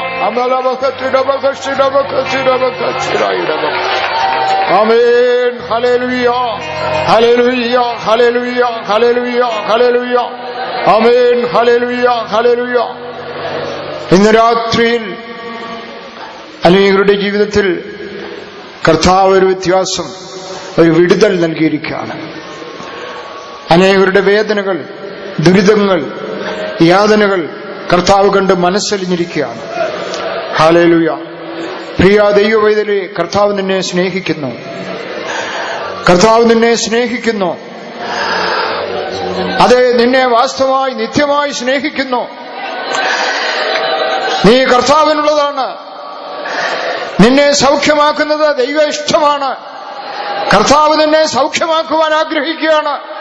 കർത്താവ് നിനക്ക് വിടുതൽ തരുവാൻ ആഗ്രഹിക്കുകയാണ്. നീ സ്വതന്ത്രയായി സ്വാതന്ത്ര്യം പ്രാപിക്കുവാൻ ദൈവം ആഗ്രഹിക്കുന്നു. നീ ഇനി ബന്ധനത്തിലിരിക്കാൻ ആഗ്രഹിക്കുന്നില്ല. അതേ, ഇപ്രകാരം പറയുകയാണ്, സമാധാനത്തോടെ പോകാം, സന്തോഷത്തോടെ പോകാം, പ്രത്യാശയോടെ മടങ്ങിപ്പോകാം. ഞാൻ നിന്നോട് കൂടെ ഉണ്ട്. ഞാൻ നിനക്ക് ജയത്തെ നൽകിയിരിക്കുന്നു. നീ എനിക്കുള്ളതാണ്. ഞാൻ നിന്നോട് കൂടെ ഉണ്ട്. കർത്താവ് ഹൃദ്യമായി ഓരോ ഉള്ളങ്ങളോടും ഇടപെട്ടുകൊണ്ടിരിക്കുകയാണ്. ഈ വചനങ്ങൾ അതേ നമ്മുടെ ജീവിതത്തിന് ആദായമായി തീരുവാൻ കർത്താവ് കൽപ്പിച്ച വചനങ്ങളാണ്. ഈ വചനത്താൽ ജീവനുണ്ട്. ഈ വചനത്താൽ രൂപാന്തരമുണ്ട്. ഈ വചനത്താൽ നിത്യജീവൻ പ്രാപിപ്പാൻ കഴിയും. അതിനായി നമ്മെ സമർപ്പിച്ച് വീണ്ടും കരങ്ങളെ ഉയർത്തി സ്തോത്രം ചെയ്യാം. ഹല്ലേലൂയ. സ്തോത്രം, സ്തോത്രം, സ്തോത്രം, സ്തോത്രം. നമ്മുടെ കൺവെൻഷന്റെ 1-ാം ദിവസം രാത്രി യോഗത്തെ കർത്താവ് ആശീർവദിച്ചതിനായി സ്തോത്രം ചെയ്യാം. നൽകപ്പെട്ട എല്ലാ സ്വർഗീയ അനുഗ്രഹങ്ങൾക്കായി സ്തോത്രം ചെയ്യാം. കർത്താവ് തന്റെ വചനങ്ങളാൽ നമ്മെ സന്ദർശിച്ച് അനുഗ്രഹിച്ച് നിത്യജീവന്റെ അവകാശികളാക്കിയിരിക്കാൻ സ്തോത്രം ചെയ്യാം. അടിമത്തത്തിൽ നിന്നും, ശാപത്തിൽ നിന്നും, പാപത്തിൽ നിന്നും, രോഗത്തിൽ നിന്നും കർത്താവ് വിടുതൽ നൽകിയിരിക്കാൻ സ്തോത്രം ചെയ്യാം. നിത്യജീവനായി നമ്മെ ഒരുക്കിക്കൊണ്ടിരിക്കാൻ സ്തോത്രം ചെയ്യാം. തുടർന്നുള്ള യോഗങ്ങളെയും കർത്താവ് നടത്തേണ്ടതിനായി സ്തോത്രം ചെയ്യാം. സ്തോത്രം, സ്തോത്രം, സ്തോത്രം, സ്തോത്രം, സ്തോത്രം. ത്രിയേക ദൈവത്തിനായി സ്തോത്രം ചെയ്യാം. കർത്താവ് വേഗം വരുന്നതിനായി സ്തോത്രം ചെയ്യാം. പ്രാർത്ഥിക്കാം. സ്നേഹനിധിയായ ഞങ്ങളുടെ പ്രിയ പിതാവേ, ഞങ്ങളങ്ങ് സ്തുതിക്കുന്നു, വാഴ്ത്തുന്നു. അവിടുത്തെ പ്രിയപുത്രനും ഞങ്ങളുടെ വീണ്ടെടുപ്പുകാരൻ യേശു ക്രിസ്തുവിന്റെ വിരുദ്ധരാതിരത്വത്തിന്റെ നാമത്തിലും ആശ്രയിച്ച് ഞങ്ങൾ ഞങ്ങളുടെ പിതാവിന്റെ പാദപീഠത്തിൽ കടന്നു വന്ന സമയം മുതൽ അവിടുത്തെ മഹനീയ സാന്നിധ്യത്തിന്റെ മറവിൽ ഞങ്ങളെ ഇരുത്തിയത് ഓർത്ത് നന്ദിയോടെ സ്തുതിക്കുന്നു. കൺവെൻഷന്റെ പ്രഥമ രാത്രിയിൽ തന്നെ തേജോമനായ ദൈവം 1000 ദൂതന്മാരുടെ അകമ്പടിയോടെ സർവശക്തനായ ദൈവമായി അനുഗ്രഹത്തിന്റെ കരവുമായി ഞങ്ങളുടെ മധ്യ എഴുന്നള്ളി വന്ന കൃപയെ ഓർത്ത് നന്ദിയോടെ സ്തുതിക്കുന്നു, വാഴ്ത്തുന്നു. നല്ല ആത്മീയ ഗാനങ്ങൾ പാടി ആത്മാവിൽ സന്തോഷിച്ച് ആനന്ദിച്ച് ആർക്കുവാന്റെ കൊള്ളും പരിശുദ്ധാത്മശക്തിയെ പുതുക്കുവാന്റെ കൊള്ളും കരുണയുള്ള ദൈവം ഞങ്ങൾക്ക് ഒരു അവസരം കൂടെ നൽകി തന്നത് ഓർത്ത് നന്ദിയോടെ സ്തുതിക്കുന്നു, വാഴ്ത്തുന്നു. പിതാവേ സ്തോത്രം. അനുഗ്രഹിക്കപ്പെട്ട ഒരു സാക്ഷ്യം ഞങ്ങൾക്ക് കേൾക്കുവാന്റെ കൊള്ളും അവിടുന്ന് ഇടയാക്കിയതായി സ്തോത്രം. കർത്താവിന് വേണ്ടി ജയിലറുകളിൽ കഷ്ടം സഹിച്ച ആ സാക്ഷ്യം കർത്താവ് മറ്റനേകർക്ക് ഒരു പ്രചോദനമായി തീരുവാന്റെ കൊള്ളും ദൈവത്തിന് പരിശുദ്ധാത്മാ തുറന്നും സഹായിക്കുമാറാകണമേ. അതിലുപരിയായി കർത്താവേ സ്തോത്രം. പരിശുദ്ധാത്മാ ദൈവം ഞങ്ങളുടെ ശക്തിയോടെ സംസാരിച്ചുകൊണ്ടിരുന്നതിനാൽ നന്ദിയോടെ സ്തുതിക്കുന്നു. വിടുതൽ നൽകുന്നവനായ ഒരു ജോലിയനായ ദൈവം ഇന്ന് ഞങ്ങൾക്ക് വേണ്ടി ജീവിക്കുന്നുണ്ട് പിതാവേ. പാപത്തിൽ നിന്നും, ശാപത്തിൽ നിന്നും, രോഗത്തിൽ നിന്നും, മരണഭയത്തിൽ നിന്നും വിടുതൽ നൽകുന്നവനായ കർത്താവിനെ പരിചയപ്പെടുത്തുവാനെ കൊണ്ടും പരിശുദ്ധാത്മാ സഹായിച്ചതോർത്ത് നന്ദിയോടെ സ്തുതിക്കുന്നു. ഈ രാത്രികാലം ദൂരത്തും ചാരത്തുമായി ദൈവത്തിന്റെ വചനം ശ്രവിച്ച എല്ലാ പ്രിയപ്പെട്ടവർക്ക് വേണ്ടി പ്രാർത്ഥിക്കുന്നു. കർത്താവെ സ്തോത്രം. കർത്താവ് കേട്ട വചനത്തിന്റെ വെളിച്ചത്തിൽ കർത്താവ് ആരെങ്കിലും ഏതെങ്കിലും ഭയത്തിന് അടിമകളായി നിൽക്കുന്നുവെങ്കിൽ വിടുതലിന്റെ കരം നീട്ടി അവരെ വിടുവിക്കുമാറാകണമേ. കർത്താവെ സ്തോത്രം. പുത്രൻ കർത്താവ് നിങ്ങൾക്ക് സ്വാതന്ത്ര്യം വരുത്തിയാൽ നിങ്ങൾ സാക്ഷാൽ സ്വാതന്ത്ര്യം ഉള്ളവരായി തീരുമെന്ന് ദൈവത്തിന്റെ വചനത്തിൽ ശ്രമിച്ചുവല്ലോ പിതാവേ സ്തോത്രം. സത്യം നിങ്ങളെ സ്വതന്ത്രരാക്കുമെന്നുള്ള ദൈവത്തിന്റെ വചനങ്ങൾ ശ്രമിപ്പിച്ചുവല്ലോ പിതാവേ. ആത്മീയ സത്യങ്ങൾ കർത്താവ് കേട്ട് അതിന് പ്രകാരം അനുസരിച്ച് കീഴ്പ്പെട്ട് എല്ലാവിധ മാർഗിക അന്ധകാര ശക്തിയുടെ കരങ്ങളിൽ നിന്നും കർത്താവ് എല്ലാ പൈസന്റെ പോരാട്ട ശക്തിയിൽ നിന്നും എല്ലാ ദുഷ്ടന്റെ കരങ്ങളിൽ നിന്നും വിടുതൽ പ്രാപിച്ച് അനുഗ്രഹിക്കപ്പെട്ടവരായി തീരുവാനെ കൊണ്ട് ദൈവം സഹായിക്കണമേ. കർത്താവ് വിശേഷാൽ ഈ പള്ളിപ്പാട് ദേശത്തിനും ഹരിപ്പാട് ദേശത്തിനു വേണ്ടി പ്രാർത്ഥിക്കുന്നു. ചുറ്റുപാടുള്ള ഭവനങ്ങൾക്ക് വേണ്ടി പ്രാർത്ഥിക്കുന്നു. ഈ ദേശത്തെ സകല ഭവനങ്ങൾക്ക് വേണ്ടി ഞങ്ങൾ പ്രാർത്ഥിക്കുന്നു. കർത്താവ് ഈ പള്ളിപ്പാട്ടിലൂടെ ആരംഭിച്ച ഈ കൺവെൻഷനിൽ കർത്താവ് സ്തോത്രം ഈ ദേശത്തിന് അനുഗ്രഹമായി മാറുവാൻ അവർ നന്മയായി തീരുവാനെ കൊള്ളും ദൈവം ദൈവം സഹായിക്കണമേ. ഇനി ഇതുപോലെയുള്ള കൂടിയവരോട് ഞങ്ങൾക്ക് ലഭിക്കുമെന്ന് അറിയുന്നില്ല കർത്താവ്. ആകയാൽ നല്ലവനായ ദൈവം നിങ്ങൾക്ക് നൽകി തന്നിരിക്കുന്ന നല്ല അവസരങ്ങൾ തക്ക സമയത്ത് ഉപയോഗിച്ച് അനുഗ്രഹിക്കപ്പെടുവാൻ കൊണ്ട് സഹായിക്കണമേ. തുടർന്നുള്ള ദിവസങ്ങൾ നടക്കുന്ന കൂട്ടങ്ങളിലും എല്ലാവരും കടന്നു വന്ന് സംബന്ധിച്ച് അനുഗ്രഹം പ്രാപിപ്പാൻ കൊണ്ട് സഹായിക്കണമേ. പൗലോസിനെയും ശിലാസിനെയും കാരാഗ്രഹത്തിൽ വിടുവിച്ചനായ ദൈവമായ പിതാവേ, ആത്മീയ കാരാഗ്രഹത്തിൽ അടയ്ക്കപ്പെട്ട അനേക ജീവിതങ്ങൾ വിടുവിക്കുന്ന രാത്രികാലമായി തീരുവാൻ കൊണ്ട് ദൈവടിയാക്കണമേ കർത്താവ്. ചന്ദ്രക്ക് മേശക്ക് അഭയത്തിനെ തീച്ചോളിൽ വിടുവിച്ചനായ ദൈവമായ പിതാവേ, അഗ്നിശോധനയിലകപ്പെട്ട് വട്ടം തിരിയുന്ന അനേക ജീവിതങ്ങൾ ദേശത്ത് കർത്താവുള്ളവരുണ്ടെങ്കിൽ അവർ വിടുവിക്കപ്പെടുവാൻ കൊണ്ട് സഹായിക്കണമേ. രോഗികളായിരിക്കുന്നവർ കർത്താവ് ദേശത്തുള്ളവരുണ്ടെങ്കിൽ അവരും കടന്നു വന്ന് വിടുതൽ പ്രാപിപ്പാൻ കൊണ്ടും പരിശുദ്ധാത്മാ സഹായിക്കണമെന്ന് പ്രാർത്ഥിക്കുന്നു. കർത്താവ് ഓടി അധ്വാനിച്ചൊന്നും വൃതമായി പോകുവാൻ ഒരിക്കലിടയാകരുത്. ഞങ്ങളുടെ കർത്താവിന്റെ വരെ അതിവേഗം നടക്കുവാൻ പോകുന്നില്ല പിതാവ്. കാലങ്ങൾ സമയങ്ങൾ ഞങ്ങളെ വിട്ട് അതിവേഗം മുമ്പോട്ട് പോകുന്നു. കാന്തൻ വരുന്ന സമയം ഏറ്റവും ആസന്നമായിരിക്കാൻ ദൈവത്തെ സ്തുതിക്കുന്നു. ഈ കാണുന്നതെല്ലാം അതിവേഗം മാഞ്ഞു മറഞ്ഞു പോകും. ശാശ്വതമായതും സ്വർഗീയമായും നിത്യമായി പാർപ്പിട ഒരുക്കുവാൻ പോയ കർത്താവ് ദേഹത്തിൽ പ്രത്യക്ഷപ്പെടുമ്പോൾ ആത്മാവിൽ ജീവിക്കുന്ന വിശുദ്ധന്മാർ പറന്നു പോകും നിങ്ങൾ അറിയുന്നു. ആകയാൽ ഞങ്ങളുടെ നല്ലവനായ പിതാവേ, അടിയങ്ങളും ആത്മാവിലോടി ആത്മാവിൽ ജീവിച്ച് നല്ല അവകാശം പ്രാപിപ്പാൻ സഹായിക്കും. പുത്രനെ മഹത്വപ്പെടുത്തണമേ. തിരുക്കരങ്ങൾ ഏൽപ്പിക്കുന്നു യേശു ക്രിസ്തുവിന്റെ നാമത്തിൽ തന്നെ. ആമേൻ. നമ്മുടെ കർത്താവായ യേശു ക്രിസ്തുവിന്റെ കൃപയും പിതാവായ ദൈവത്തിന്റെ സ്നേഹവും പരിശുദ്ധാത്മാവിന്റെ കാവലും കൂട്ടായ്മയും നാം എല്ലാവരോടും സകല വിശുദ്ധന്മാരോടും കൂടെ ഇരിക്കുമാറാകട്ടെ.